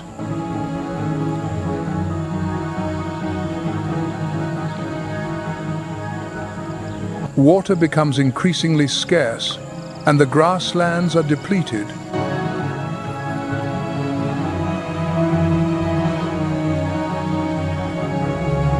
The weak, old or young, who survived the rainy season now face the culling of the dry season.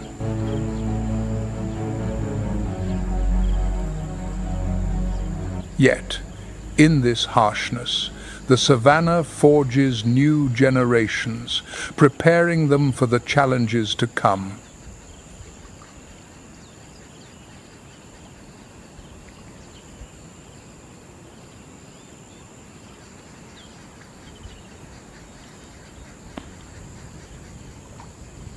When the dry season arrives, a miracle takes place.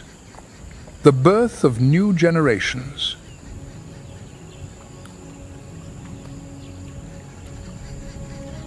The wildebeest calves, with their trembling legs and wide eyes, take their first steps just hours after birth.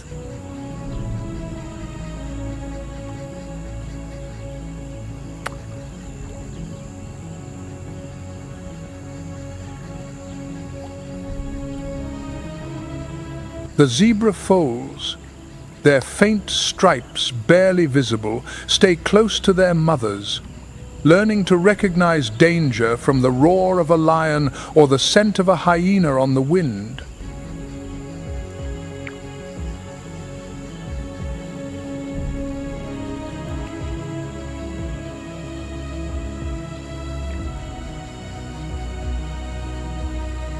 The elephant calves, with their clumsy trunks and tiny ears, follow the wise matriarchs, learning to use their trunks to drink or pull up grass.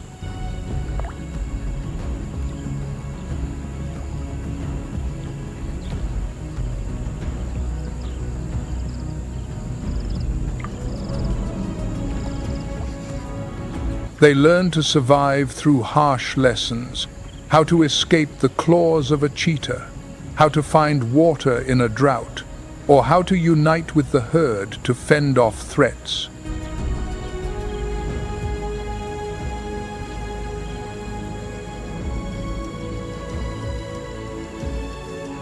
Some will not survive their first dry season, falling to nature or to a predator.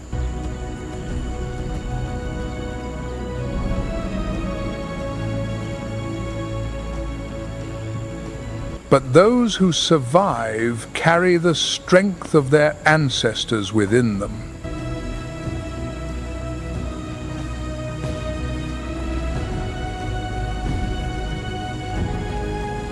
On the African savannah, there is no beginning or end.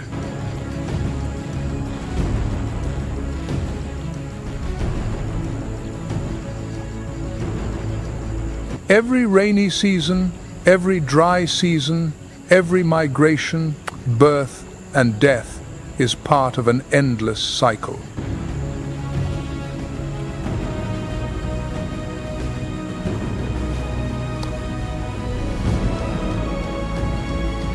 The wildebeest, zebra, elephant, water birds, and even the tiny insects all contribute to the rhythm of life.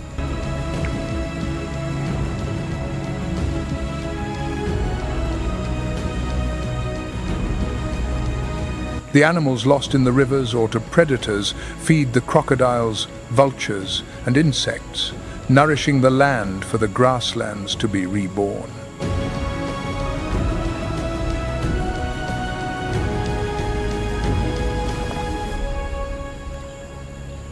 The seeds dispersed by the small antelopes and water birds sprout into shrubs, providing shelter and food for the next generation.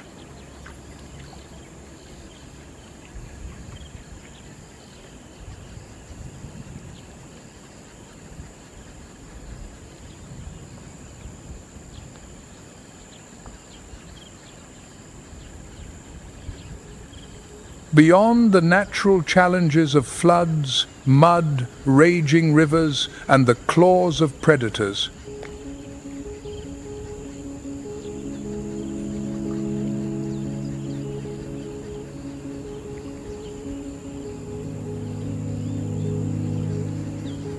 the wildlife now faces man-made threats.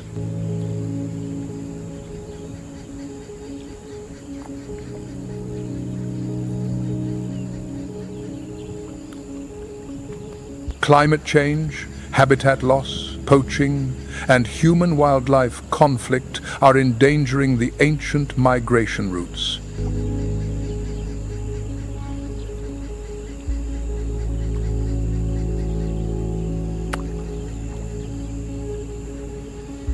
Yet, amidst these challenges, conservation efforts have sparked hope, offering a chance for the savannah to continue its timeless rhythm.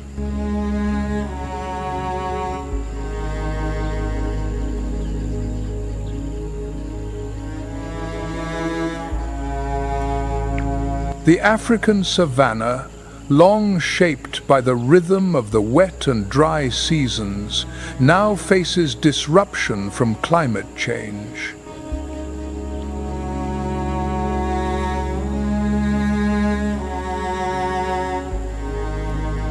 The rains, which once reliably revived the grasslands and filled the rivers, have become erratic.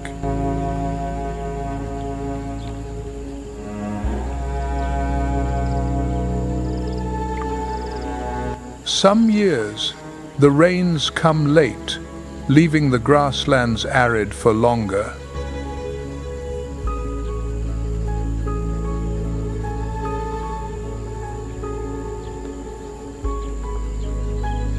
Prolonged, more intense floods turn rivers like the Mara or the Grumeti into deadly torrents, sweeping away thousands of animals.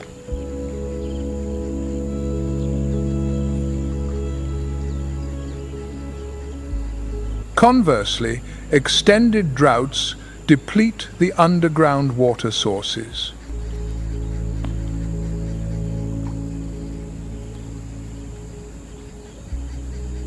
The rising temperatures also affect the smaller species like water birds and insects.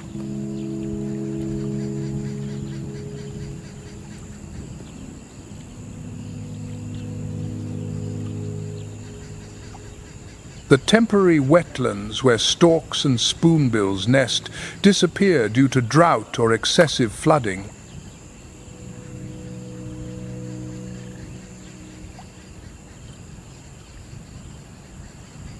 Human expansion is one of the greatest threats to the migrations.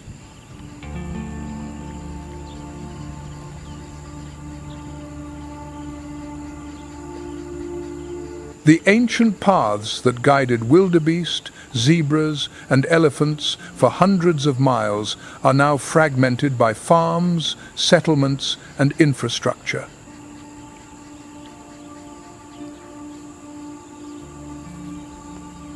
In parts of the Serengeti and Masai Mara, fences erected to protect agricultural land have blocked the passage of the herds.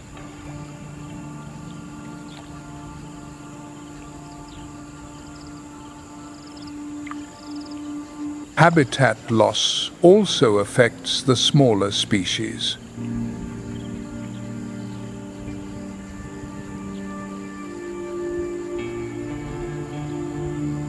The wetlands where water birds breed are converted into farmland or industrial zones.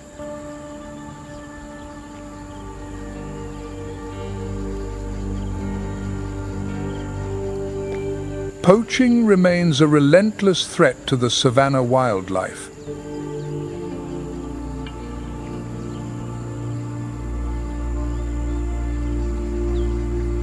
The African elephant, hunted for its ivory, is a target for poachers, drastically reducing its numbers in many areas.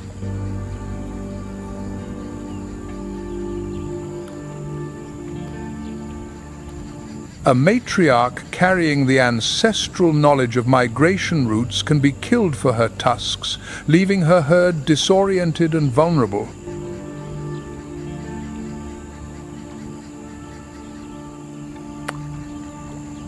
Predators like lions and cheetahs face similar risks.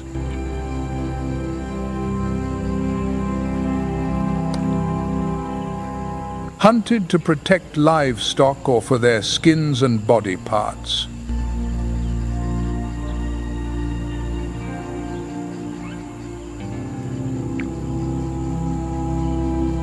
Human-wildlife conflict worsens the situation. When elephants or buffalo encroach on farmland in search of food, they are often killed for being a threat.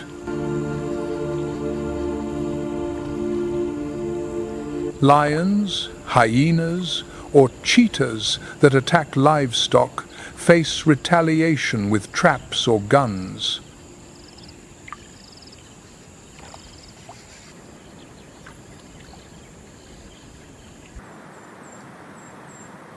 Under the scorching midday sun, the rhythm of the pride seems to pause.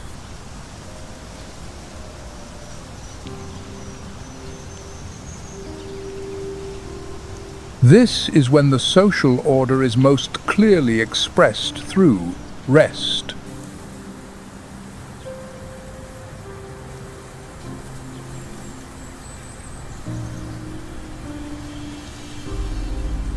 The great males, with their dense, heat-absorbing manes, spend up to 20 hours a day asleep.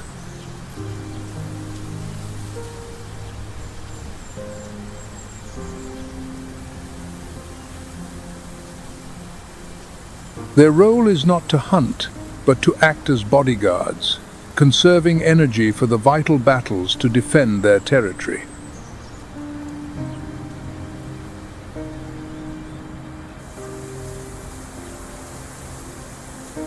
Meanwhile, the lionesses, the primary hunting force, also take the opportunity to rest and care for the next generation.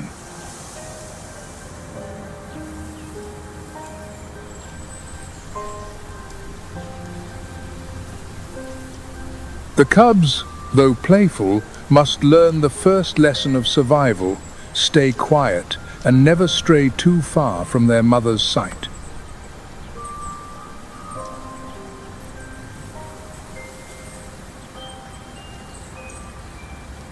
A peaceful family portrait, yet fragile against the harshness of time.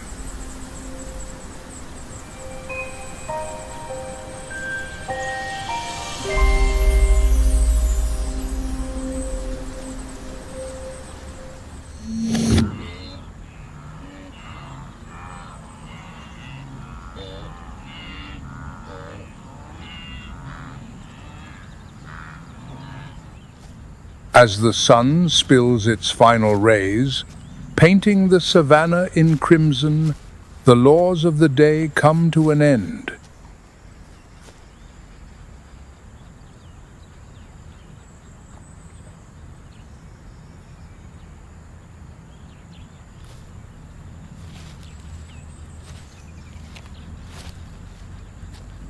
The temperature drops, and the lazy kings begin to stir.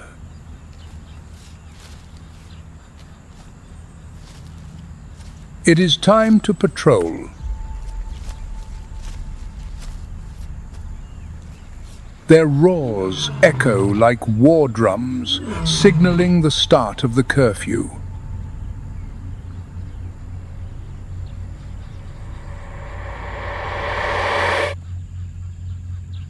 But tonight the wind carries a strange scent.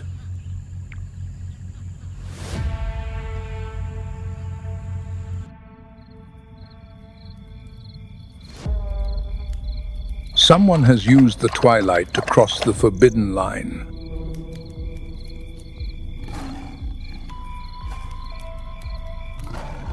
Three alpha males discover a young stranger in their territory, in the company of the pride's lionesses.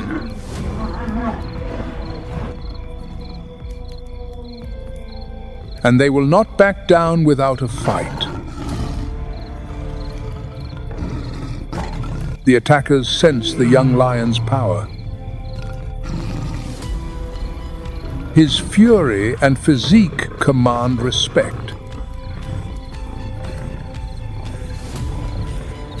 He is perfectly capable of inflicting serious injury. Today, a warning is enough to assert their authority. This is their territory.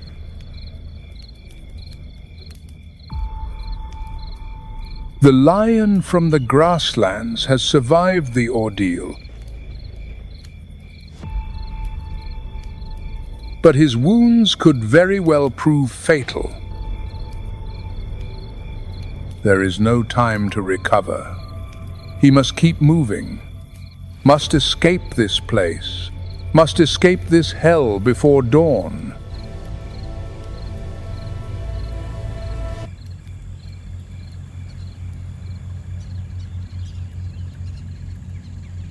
If the lion is a king who rules by strength and order, then in the undergrowth below, there is an anarchist.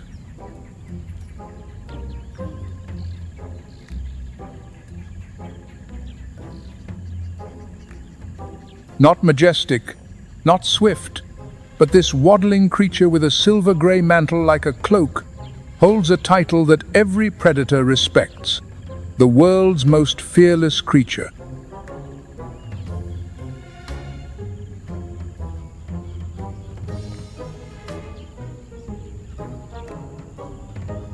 It is the honey badger.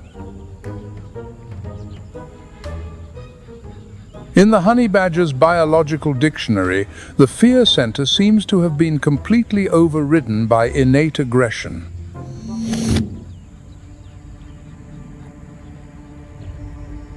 When cornered, instead of fleeing, it chooses to charge straight at its opponent, regardless of whether it's a pack of hyenas or a pride of hungry lions.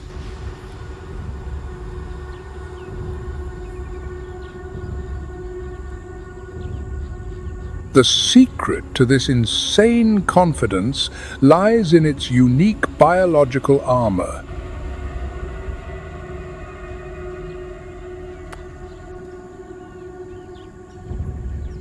Its skin is 1/4 of an inch thick, as tough as vulcanized rubber, but the genius of creation lies in its loose connective tissue.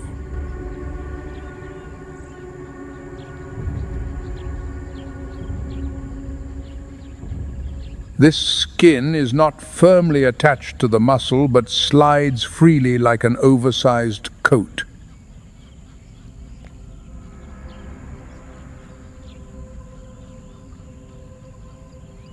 This allows the honey badger to turn a full 180 degrees, even while clamped in an enemy's jaws, turning a defensive position into a bloody counterattack on its opponent's eyes and nose.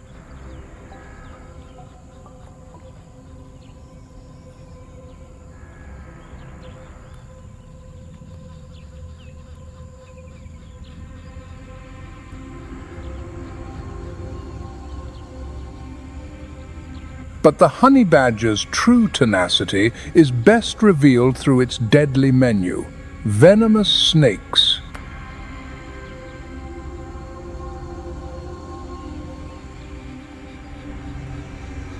Its supercharged metabolism requires it to refuel constantly, and the venom of a king cobra or a puff adder is merely a spice.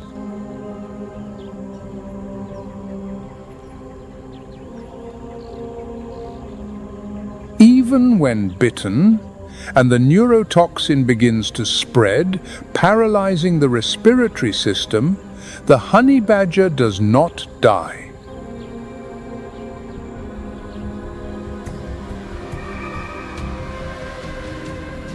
A genetic mutation at the molecular level has altered its nerve receptors, preventing the toxin from binding.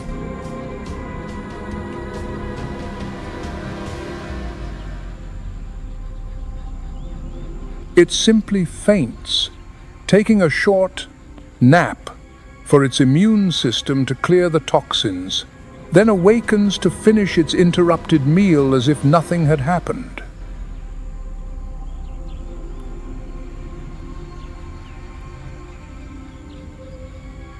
This utter disregard for danger, combined with a sharp intelligence that employs tools and a brutal skill for attacking an enemy's weak points, has turned the honey badger into an impenetrable tank.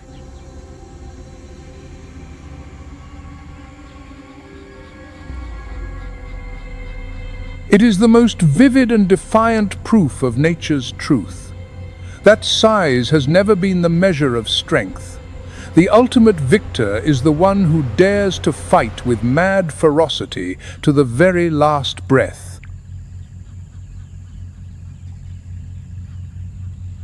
In the Okavango Delta, where savannas merge with channels and scattered forests,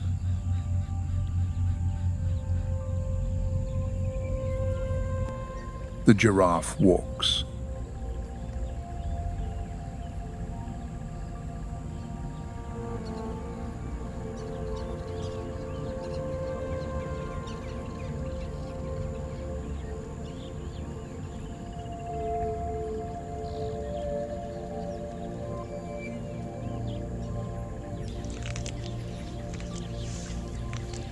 They are the tallest land animals on the planet, with males reaching up to 18 feet.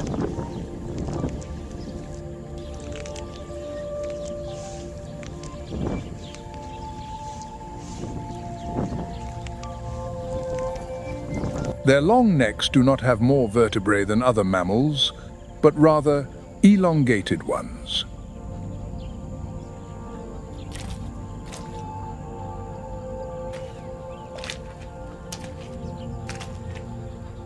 With agile, muscular tongues up to 18 inches long, they pluck leaves from among thorns.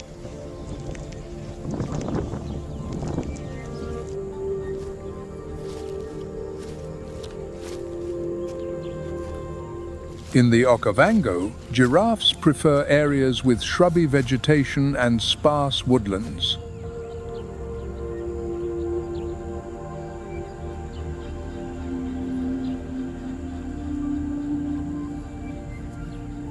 Although they may appear solitary, they live in loose groups, often composed of females and their young.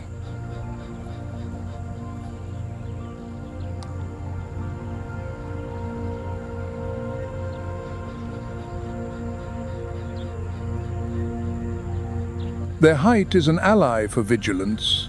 With their eyes positioned high, they detect predators.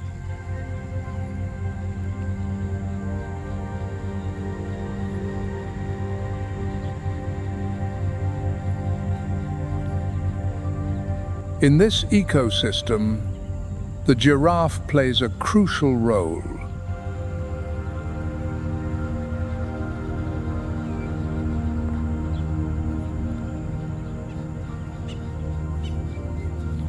By pruning trees, they shape the vegetation, disperse seeds, and create clearings.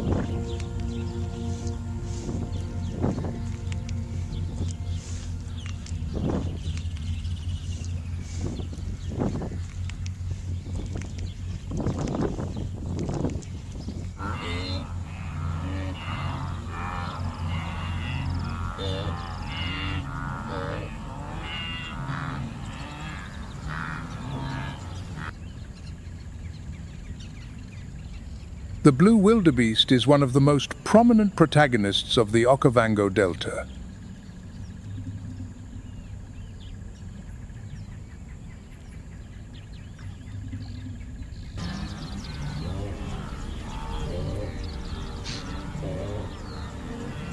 With its robust body, large head, curved horns, and a grey coat with blue reflections, it looks like a combination.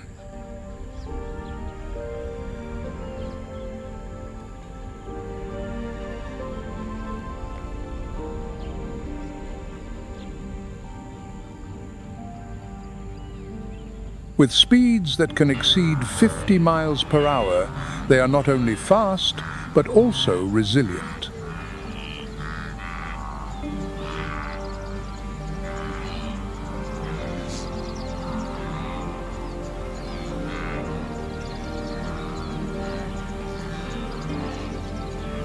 In this ecosystem, they find seasonal pastures ideal for feeding.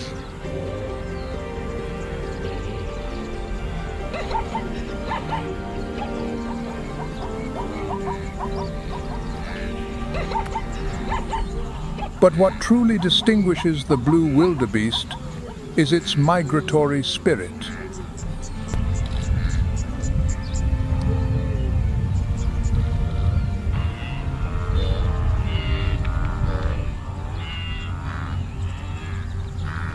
It participates in one of the largest and most spectacular animal movements in the world.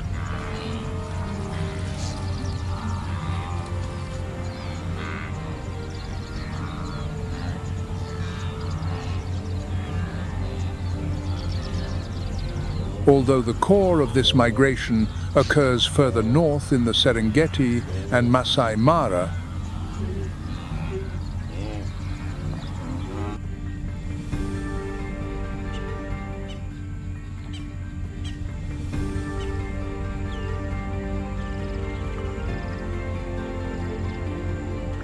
The true strength of the wildebeest lies in the collective. In groups, they form an almost impenetrable barrier.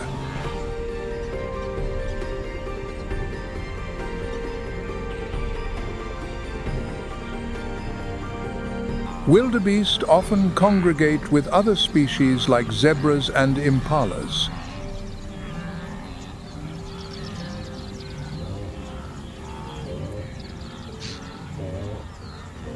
They are not just tireless travelers, they are fundamental pieces in the ecological balance.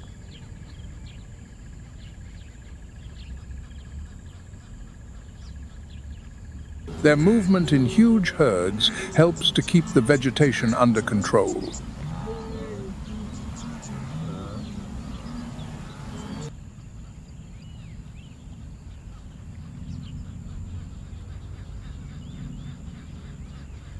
Following the great wildebeest herds, traveling in parallel across the open fields of the Okavango are the zebras.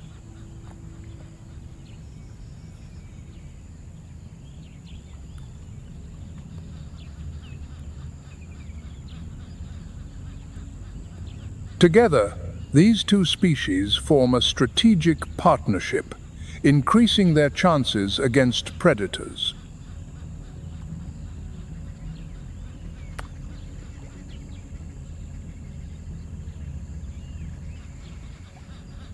The zebra, with its robust body and hypnotic stripes, is not just beautiful, it is a living example.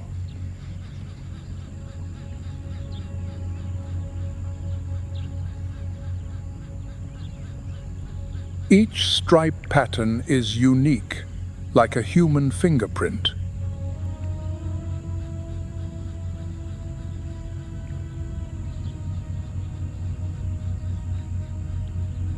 This distinctive feature confuses predators, hinders the approach of flies, and helps regulate body temperature.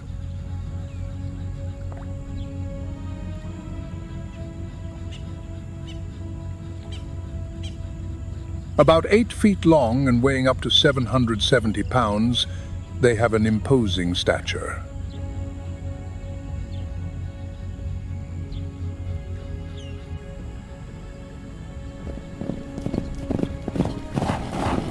They are tireless runners, capable of reaching 40 miles per hour over short distances.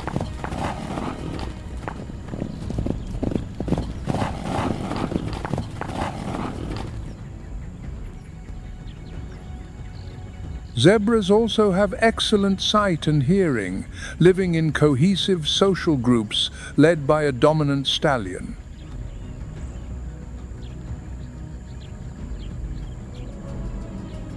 Their diet consists of drier, more fibrous grasses, complementing the selective feeding of the wildebeest.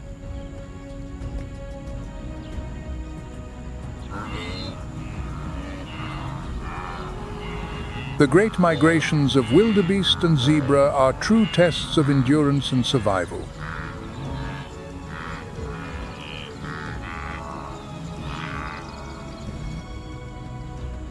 With every step, these herbivores face a landscape fraught with threats.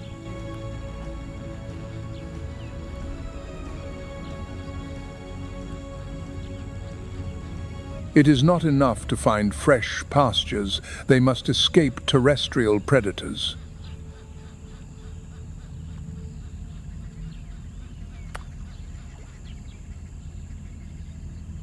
But the danger does not only come from the land. In the river and channel crossings, silent creatures lie in wait.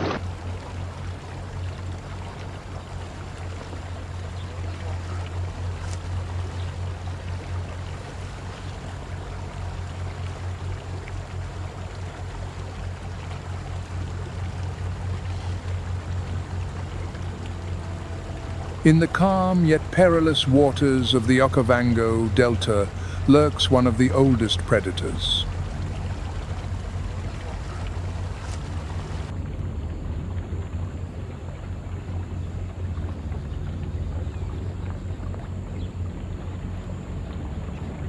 with a body armored in scales, powerful jaws, and eyes that watch silently from the surface.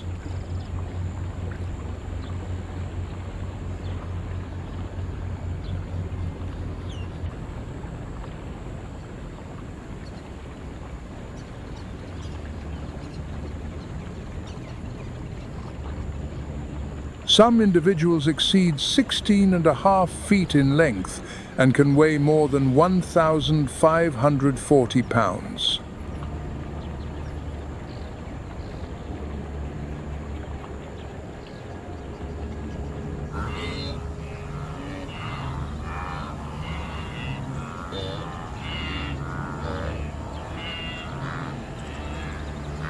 For the wildebeest and zebra, crossing the delta's channels during their migrations.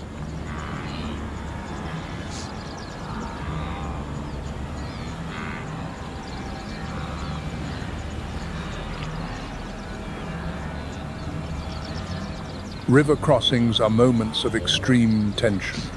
Hundreds of animals gather at the water's edge.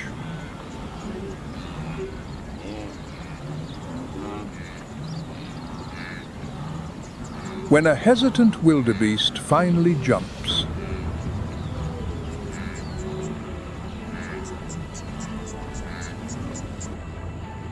it is as if a switch is flipped.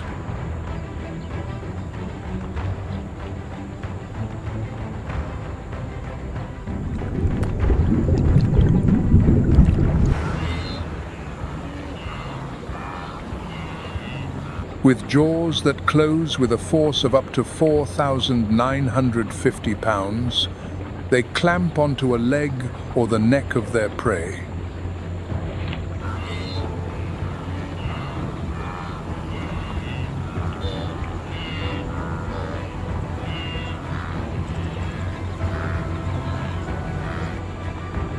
There is no mercy nor an easy escape. Yet, paradoxically, this violence is an essential part.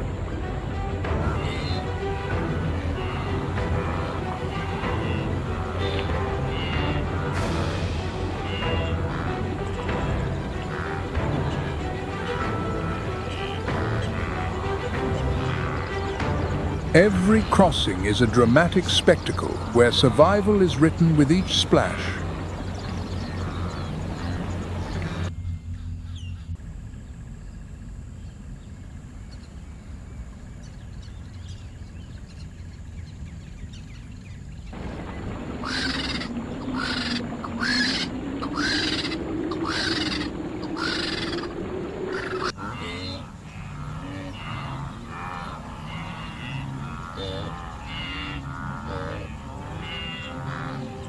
While wildebeest, zebras, hyenas, and wild dogs rely on the strength of numbers,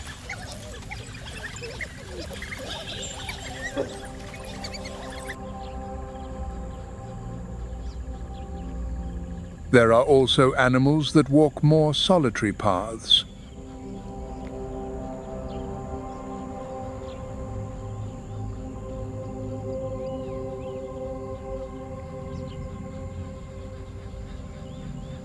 But this solitude is not a sign of weakness, it is backed by something.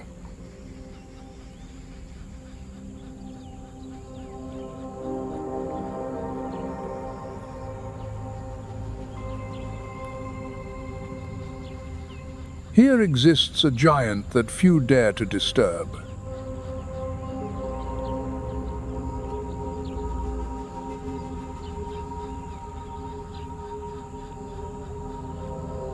The rhinoceros is one of the most majestic and iconic presences.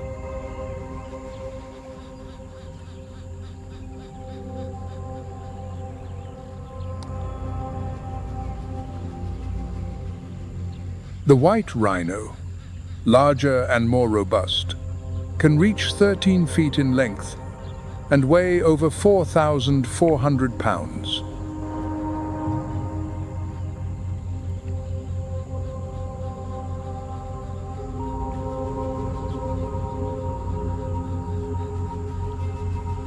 Its wide mouth is adapted for grazing on grasses, its main food source.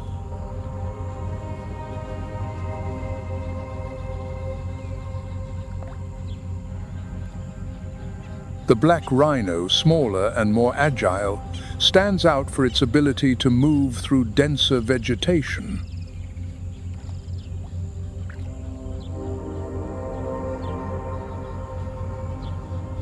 Both have thick, wrinkled skin that protects them from the intense sun and insects.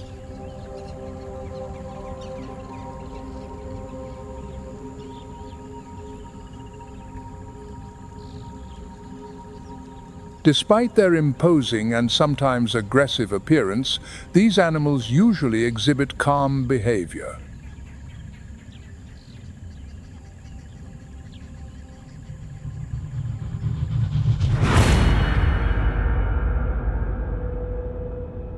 However, when faced with danger, such as a predator or an intruder, they can be surprisingly fast.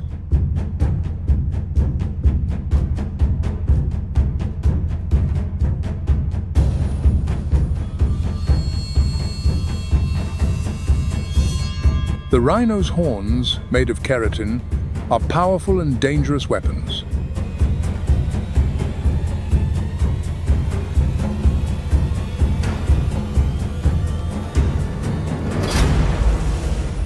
Additionally, in territorial or mating disputes, the horns are used in violent clashes.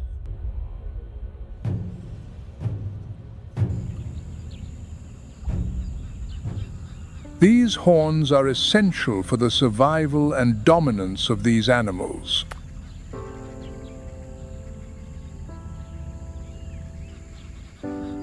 Their enormous footprints and heavy movements help shape the terrain.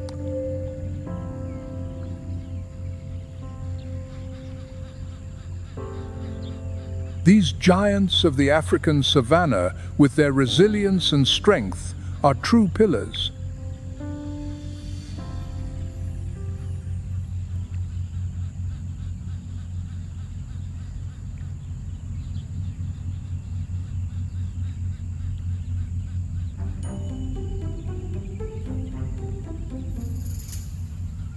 Other smaller and curious creatures are also resilient in the delta's fauna. The warthog.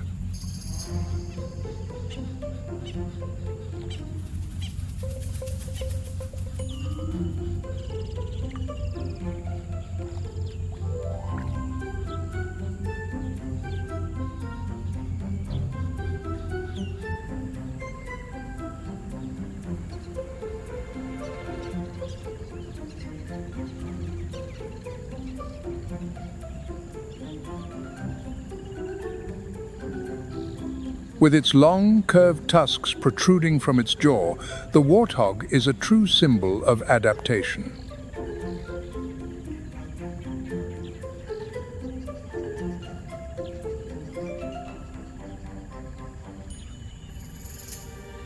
These medium-sized, robust-bodied animals are covered in a sparse, bristly coat.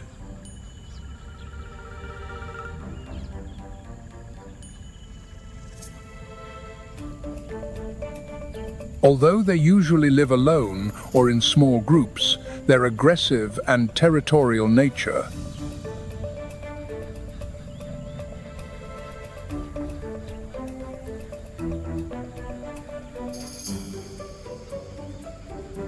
In search of food, it is an excellent digger. Its diet is varied and includes roots, fruits,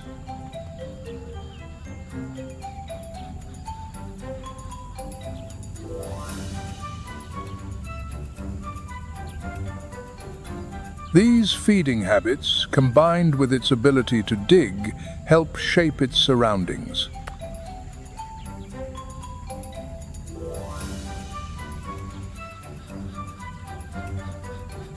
In addition, its excavations expose minerals and other food sources.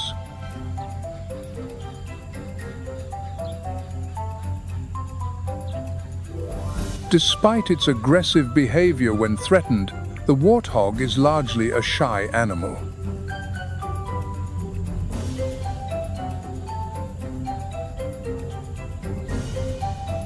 Its importance in the Okavango ecosystem goes beyond its foraging.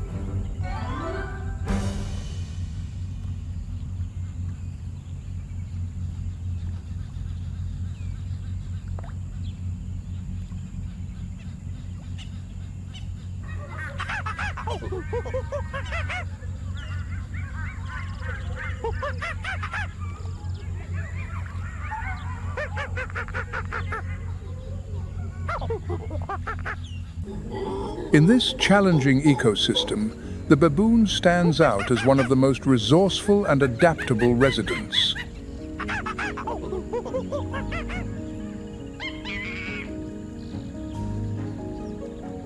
These primates live in large family groups known as troops.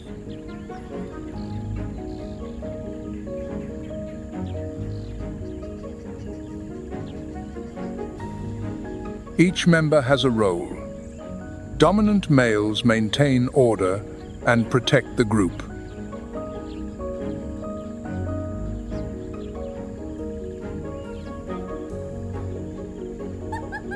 These social ties are not only emotional but also tactical, providing protection.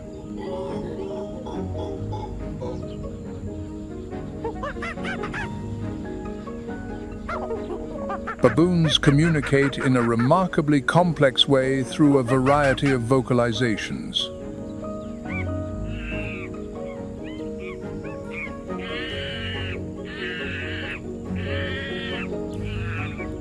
These animals are highly opportunistic natural omnivores. They feed on fruits, seeds, roots, and small animals.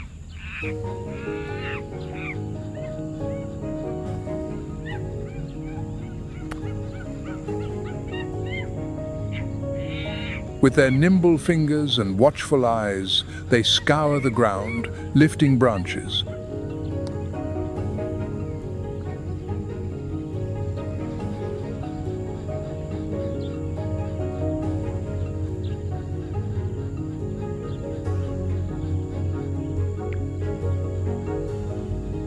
This combination of intelligence, cooperation, and constant vigilance makes baboons natural survivors.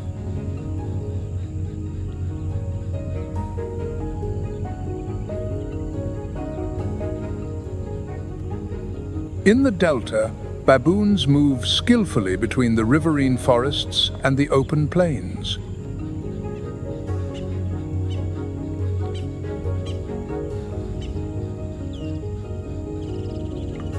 They are, in essence, a reflection of the delta itself. Unpredictable, resilient, intense.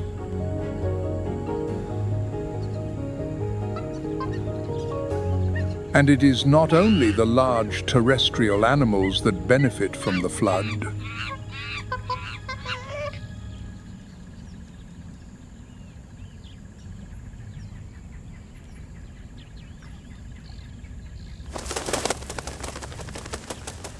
The Okavango Delta is a paradise for water birds. Over 400 species are recorded in the region.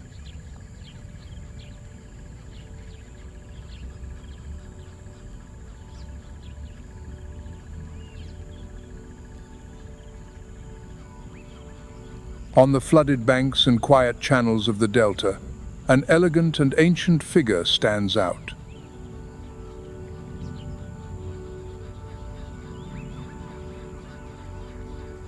It is the sacred ibis, one of the most iconic birds of the African continent.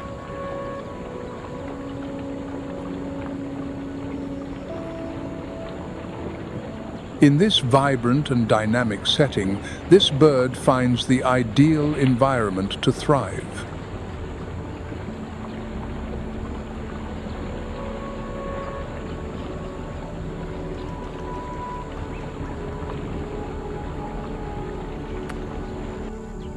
The shallow waters, muddy banks, and abundance of prey create a perfect stage.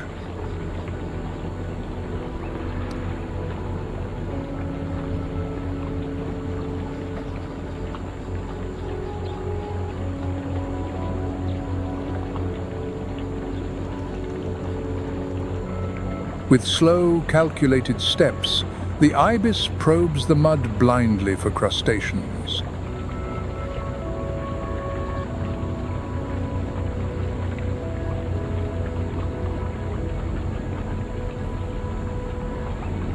The sacred ibis is a highly social bird, living in large groups that fly in formation.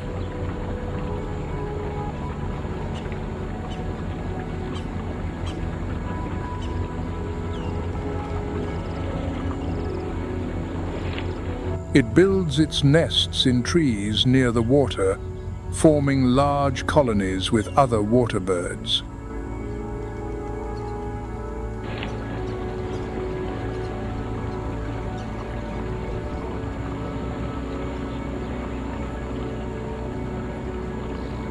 Beyond its majestic beauty, this bird plays an essential role in the ecosystem.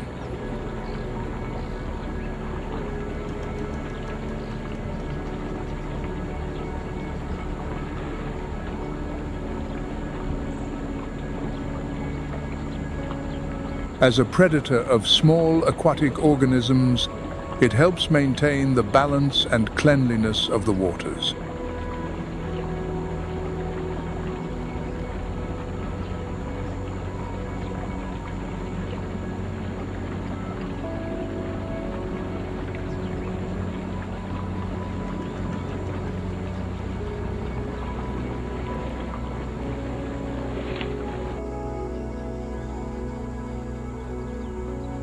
The African grey hornbill is another winged resident of the Okavango Delta.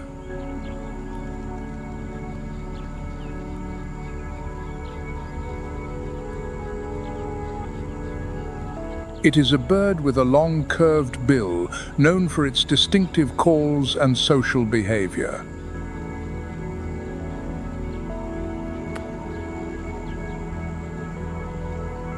It lives in pairs or small groups, feeding on fruits, seeds, insects, and small animals.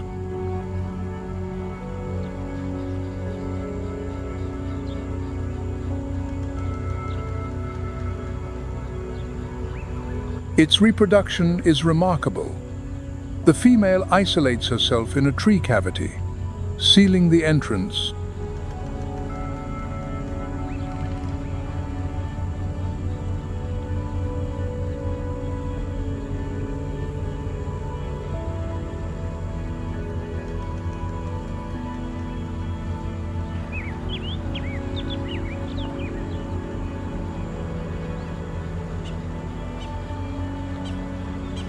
Among the vibrant colors and dramatic contrasts of the Okavango Delta, there is a bird that captures all eyes.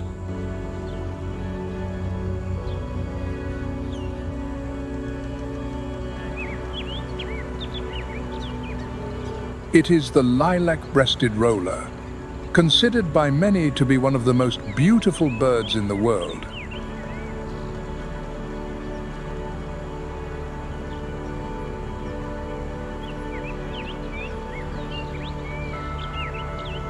Its deep lilac chest blends with turquoise tones on its wings and mint green on its back.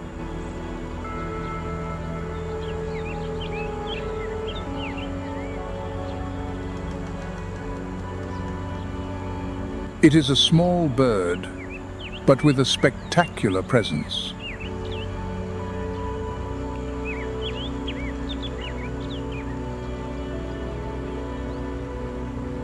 Despite its delicate appearance, the roller is an efficient hunter.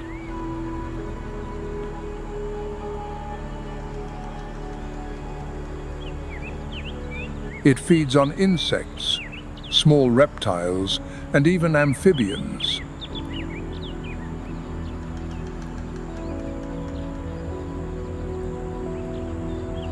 Its preference for open areas with scattered trees makes it a frequent sight.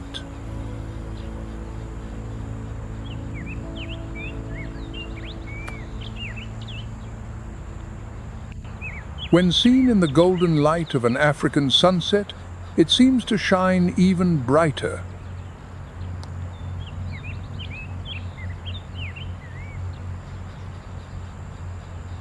For many local cultures and visitors, spotting a lilac-breasted roller is a sign of good fortune.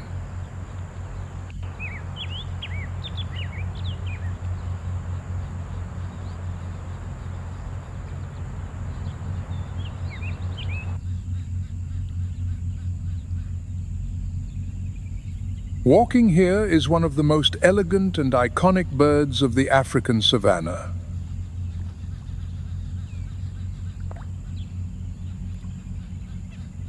The crowned crane.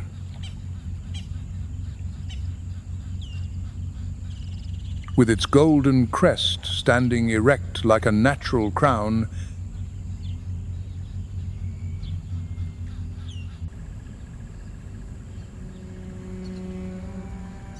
this bird seems sculpted by nature itself.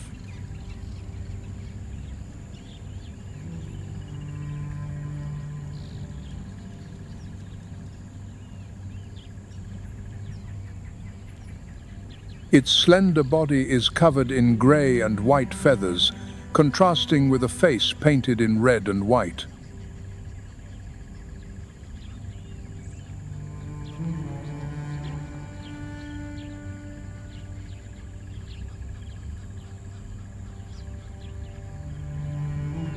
Living in pairs or small family groups, cranes move gracefully over the humid plains.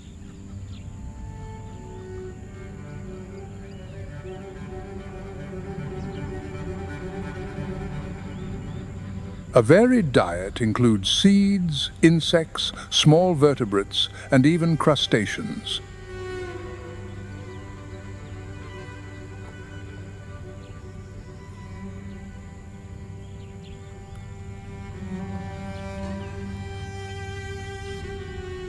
But perhaps its most captivating feature is its dance. During courtship, the crowned crane performs jumps.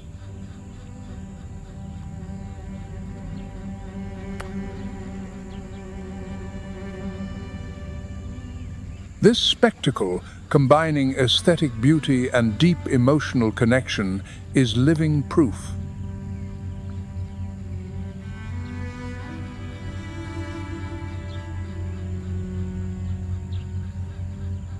The crane is not just a visual spectacle, but also an essential component in maintaining the environment.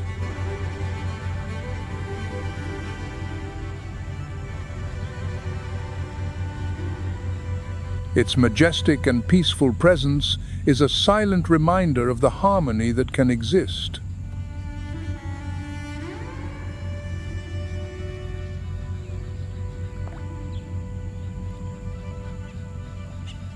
Amid the calm waters and winding channels of the delta, a curious and enigmatic figure attracts attention.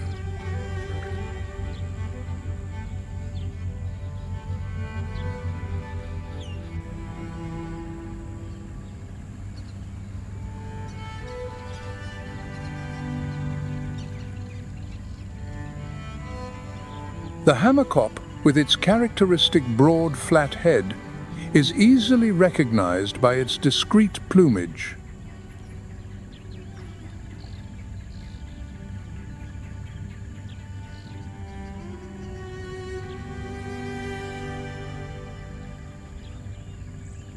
It feeds on fish, amphibians, and aquatic insects, and is famous for its ability to build massive nests.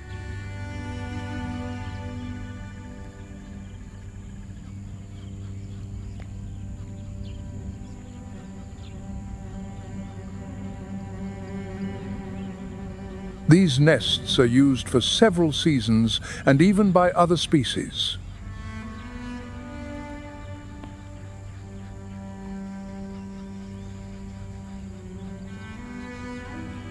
In the arid yet vibrant heart of the Okavango Delta,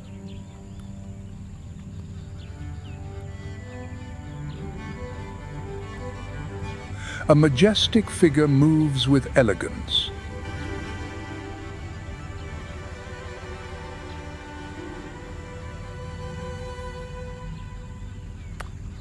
The ostrich, the largest bird on the planet.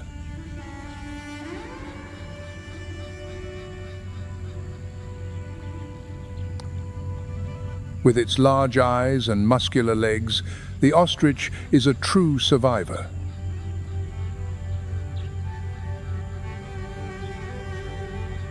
It does not fly, its wings are too small.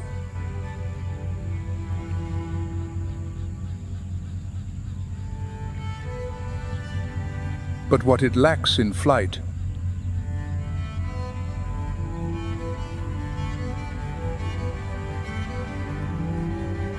it makes up for in speed.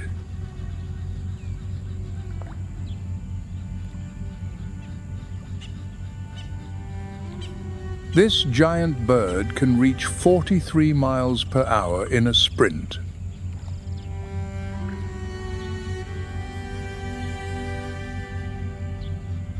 The Okavango ostrich is adapted to extreme temperatures and water scarcity.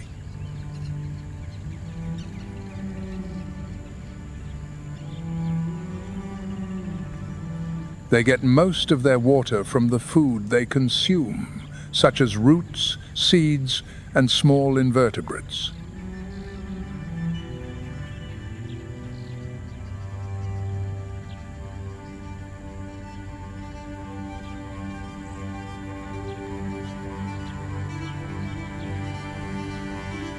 In groups, these birds develop an interesting social dynamic, where a dominant male often leads.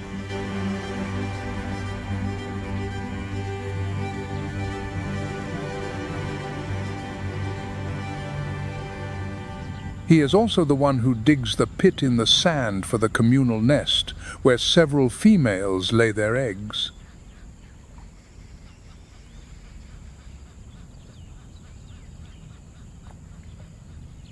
In the Okavango ecosystem, the ostrich plays an important role as a seed disperser.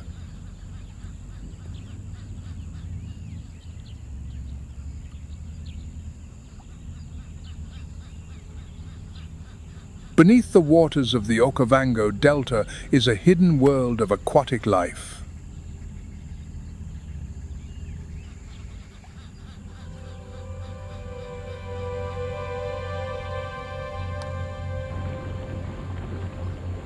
This underwater environment is full of colors and shapes, creating a dance of light and shadow.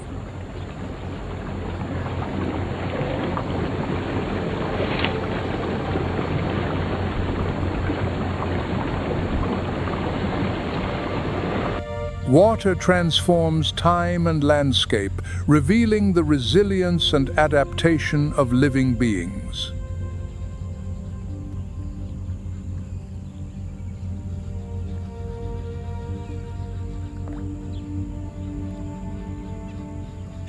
Four months have passed since the first waters began their journey from the Angolan highlands.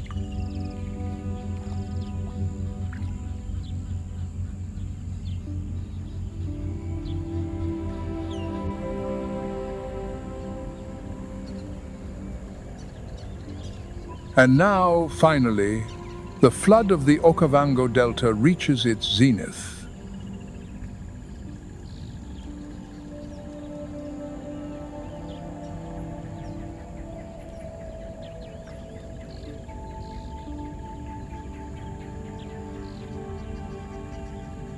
Millions of gallons of water have slowly poured onto the dry crust of the Kalahari, transforming what was once dust and cracks.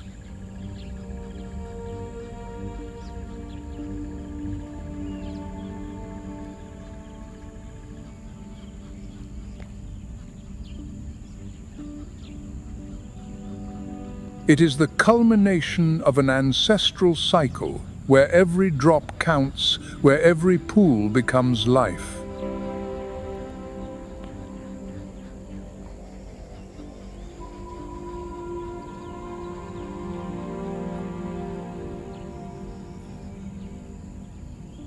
The hungry herds return, migratory birds land in flocks, and predators approach silently.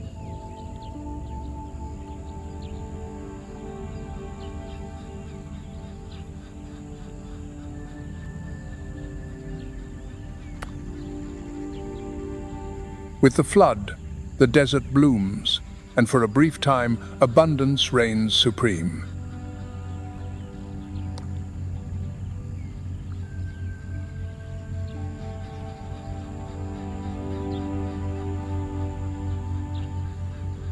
Here, the water does not flow to the sea. It stays, pulsing and transforming, creating one of the most vibrant ecosystems.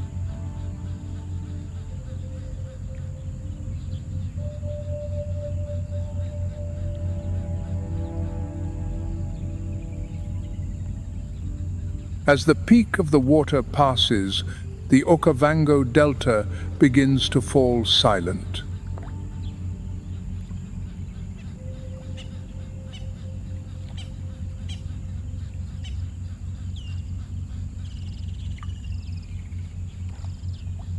Gradually, the vibrant green gives way to dry yellows, and the clear channels shrink.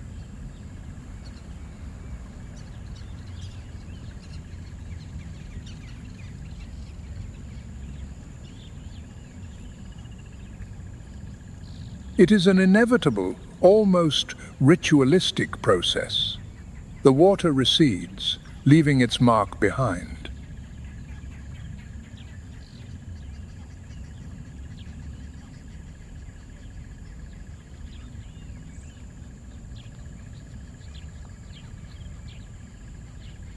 Waterbirds migrate, fish are trapped in temporary pools, and the struggle for survival returns.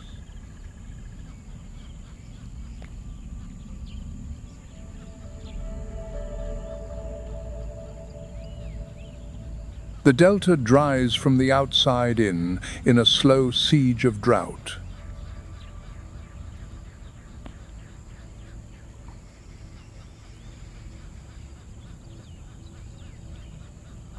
It is at this moment that the true nature of the Okavango is revealed.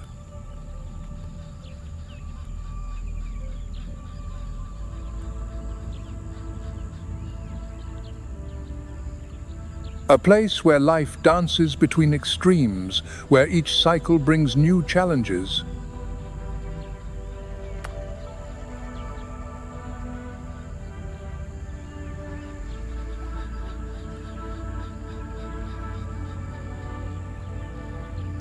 The retreat of the water is not an end. It is merely the preparation for the next rebirth.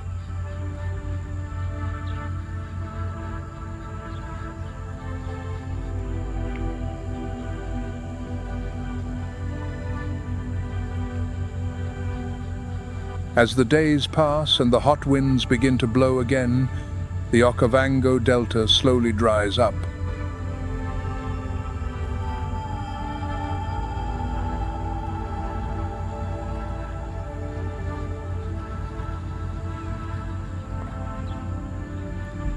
In the heart of the Kalahari, life does not stop. It just changes form, waiting for the next rains.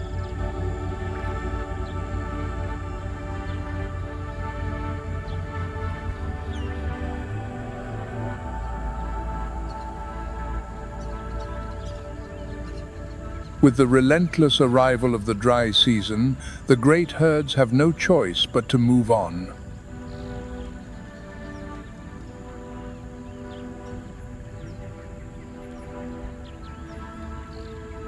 Each step raises dust and uncertainty, for not all will complete this journey.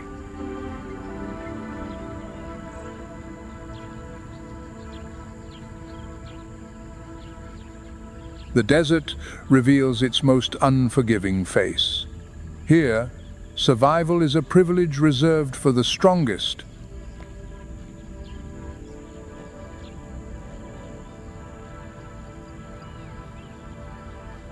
The few remaining waterholes become contested treasures, and tension hangs over every encounter.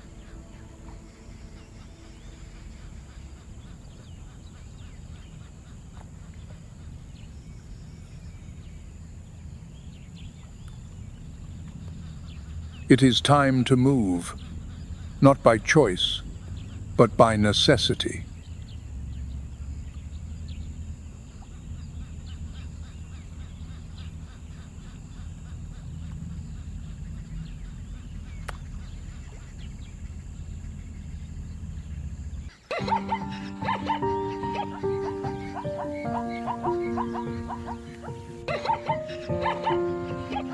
Moving alongside the herds of blue wildebeest, the plains zebras make their way to the scarce water sources.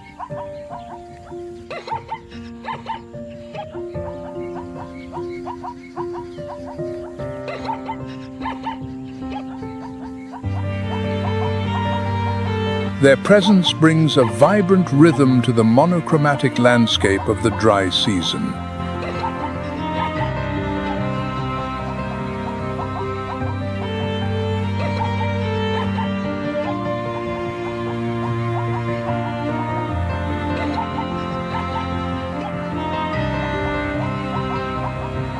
The plains zebra is of medium size, standing about 4.3 feet tall and can weigh up to 770 pounds.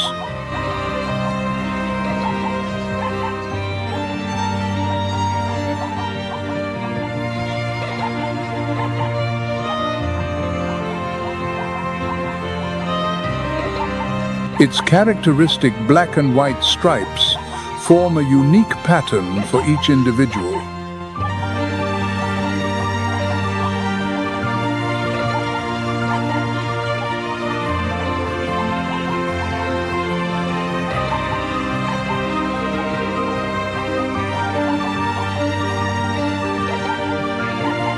These stripes serve multiple purposes. They help regulate body temperature and disrupt the vision of predators when the zebras move together, creating confusion.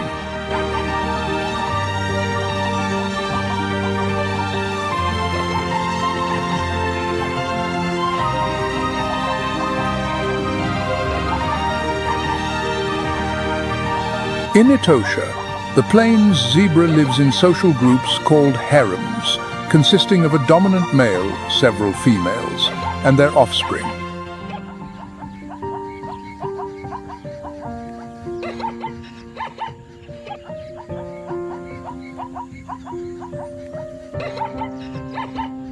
These harems often gather to form larger herds.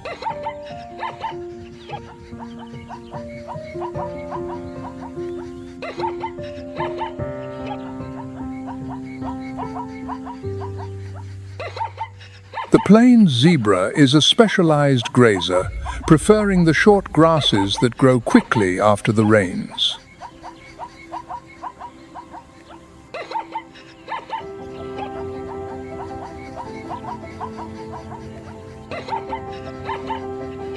Their grazing helps regulate plant biomass, allowing new growth to flourish.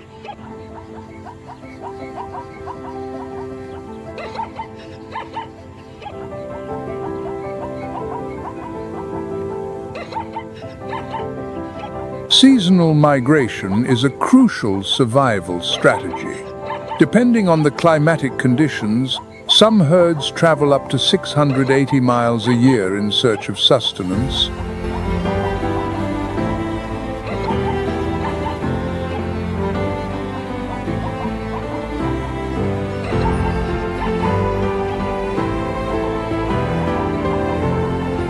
As of early 2025, the wild plains zebra population was estimated at around 150,000 to 250,000 mature individuals.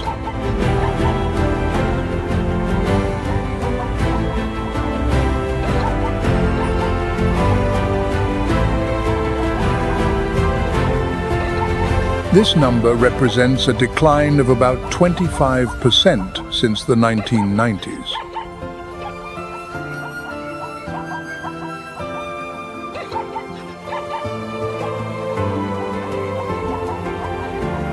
As the herds of plains zebras gather around the shrinking waterholes, the gaze of a lion locks onto them.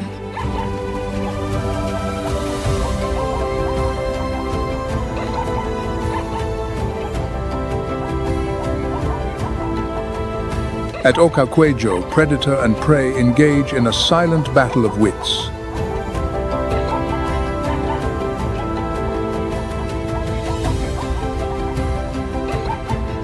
In the dry season, Okavango becomes a crucial crossroads where the cycles of life converge.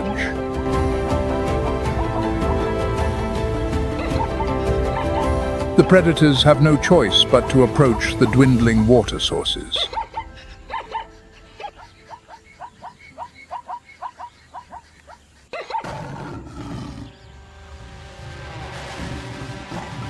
As the number of animals increases, so does their vigilance. The lionesses adjust their hunting strategies, shifting from pursuit to ambush, using the dry grass and mounds of earth for cover.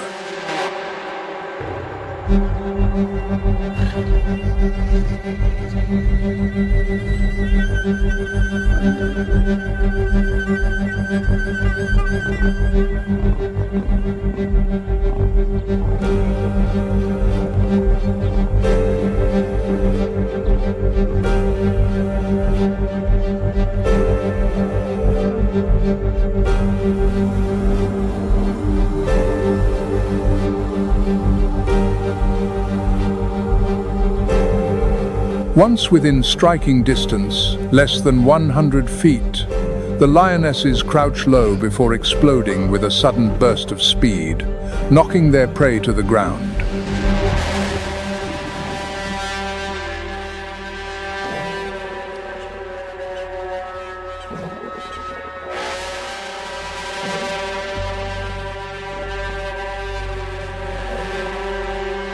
An adult lion can take down prey twice its size.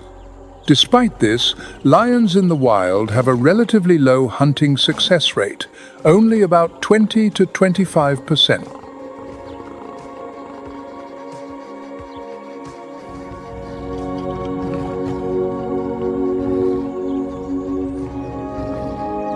In the scorching heat of the Namibian desert, lions conserve energy by resting up to 21 hours a day, preparing for their nocturnal hunts.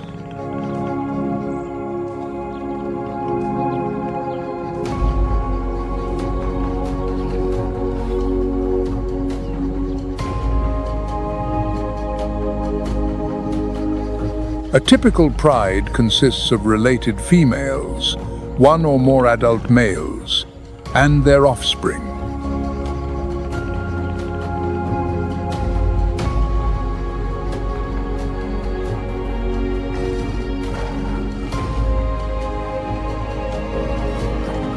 The females maintain the social structure, raise the young, and do most of the hunting.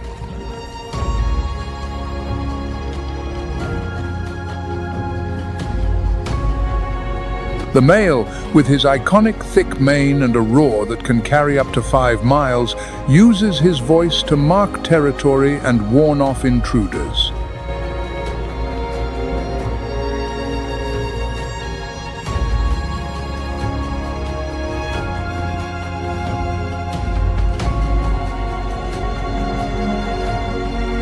A lion's roar is not just a simple warning. It is also a sophisticated psychological tactic.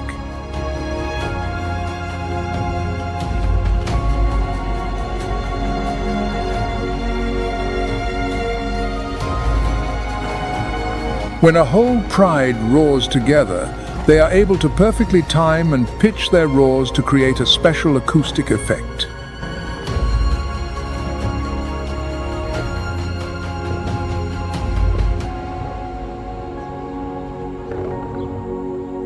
Making intruders think that their pride is larger than it actually is.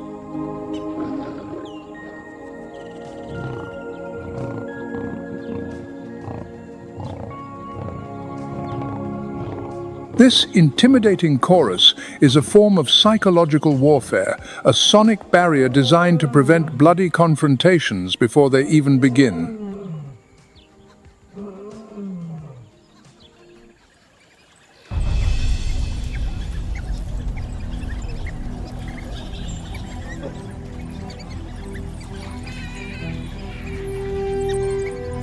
As the morning sun illuminates the vast grasslands of Kafue National Park, a pack of African wild dogs prepares for an early hunt.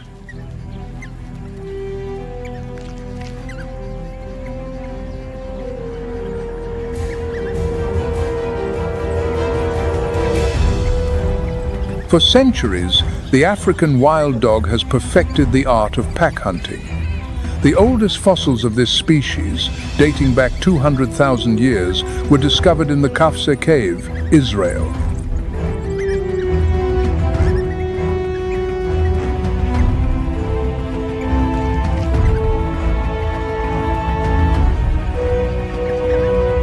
A distinctive feature is their specialized dentition, which is relatively larger than that of any other carnivore, designed to tear through the flesh of their prey with ease.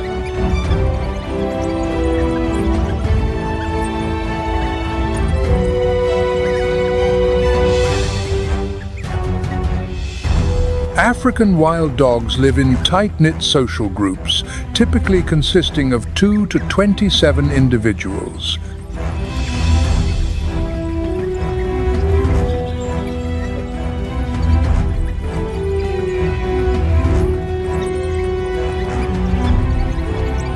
These packs follow a clear hierarchy, with females often holding the dominant position.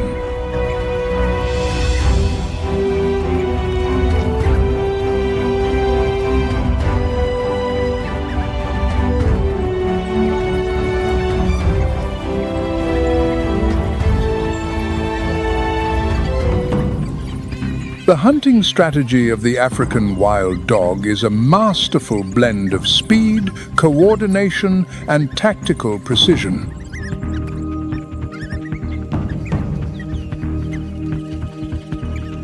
They engage in high-speed pursuits, exhausting their prey before the final kill.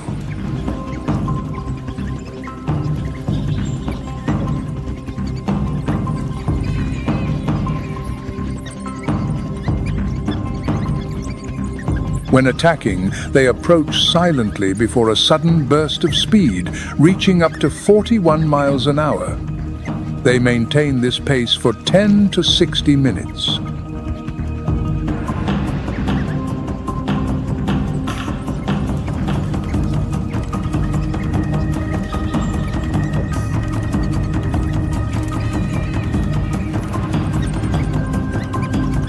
Today, the African wild dog is classified as endangered on the IUCN Red List, with only about 6,600 individuals remaining worldwide.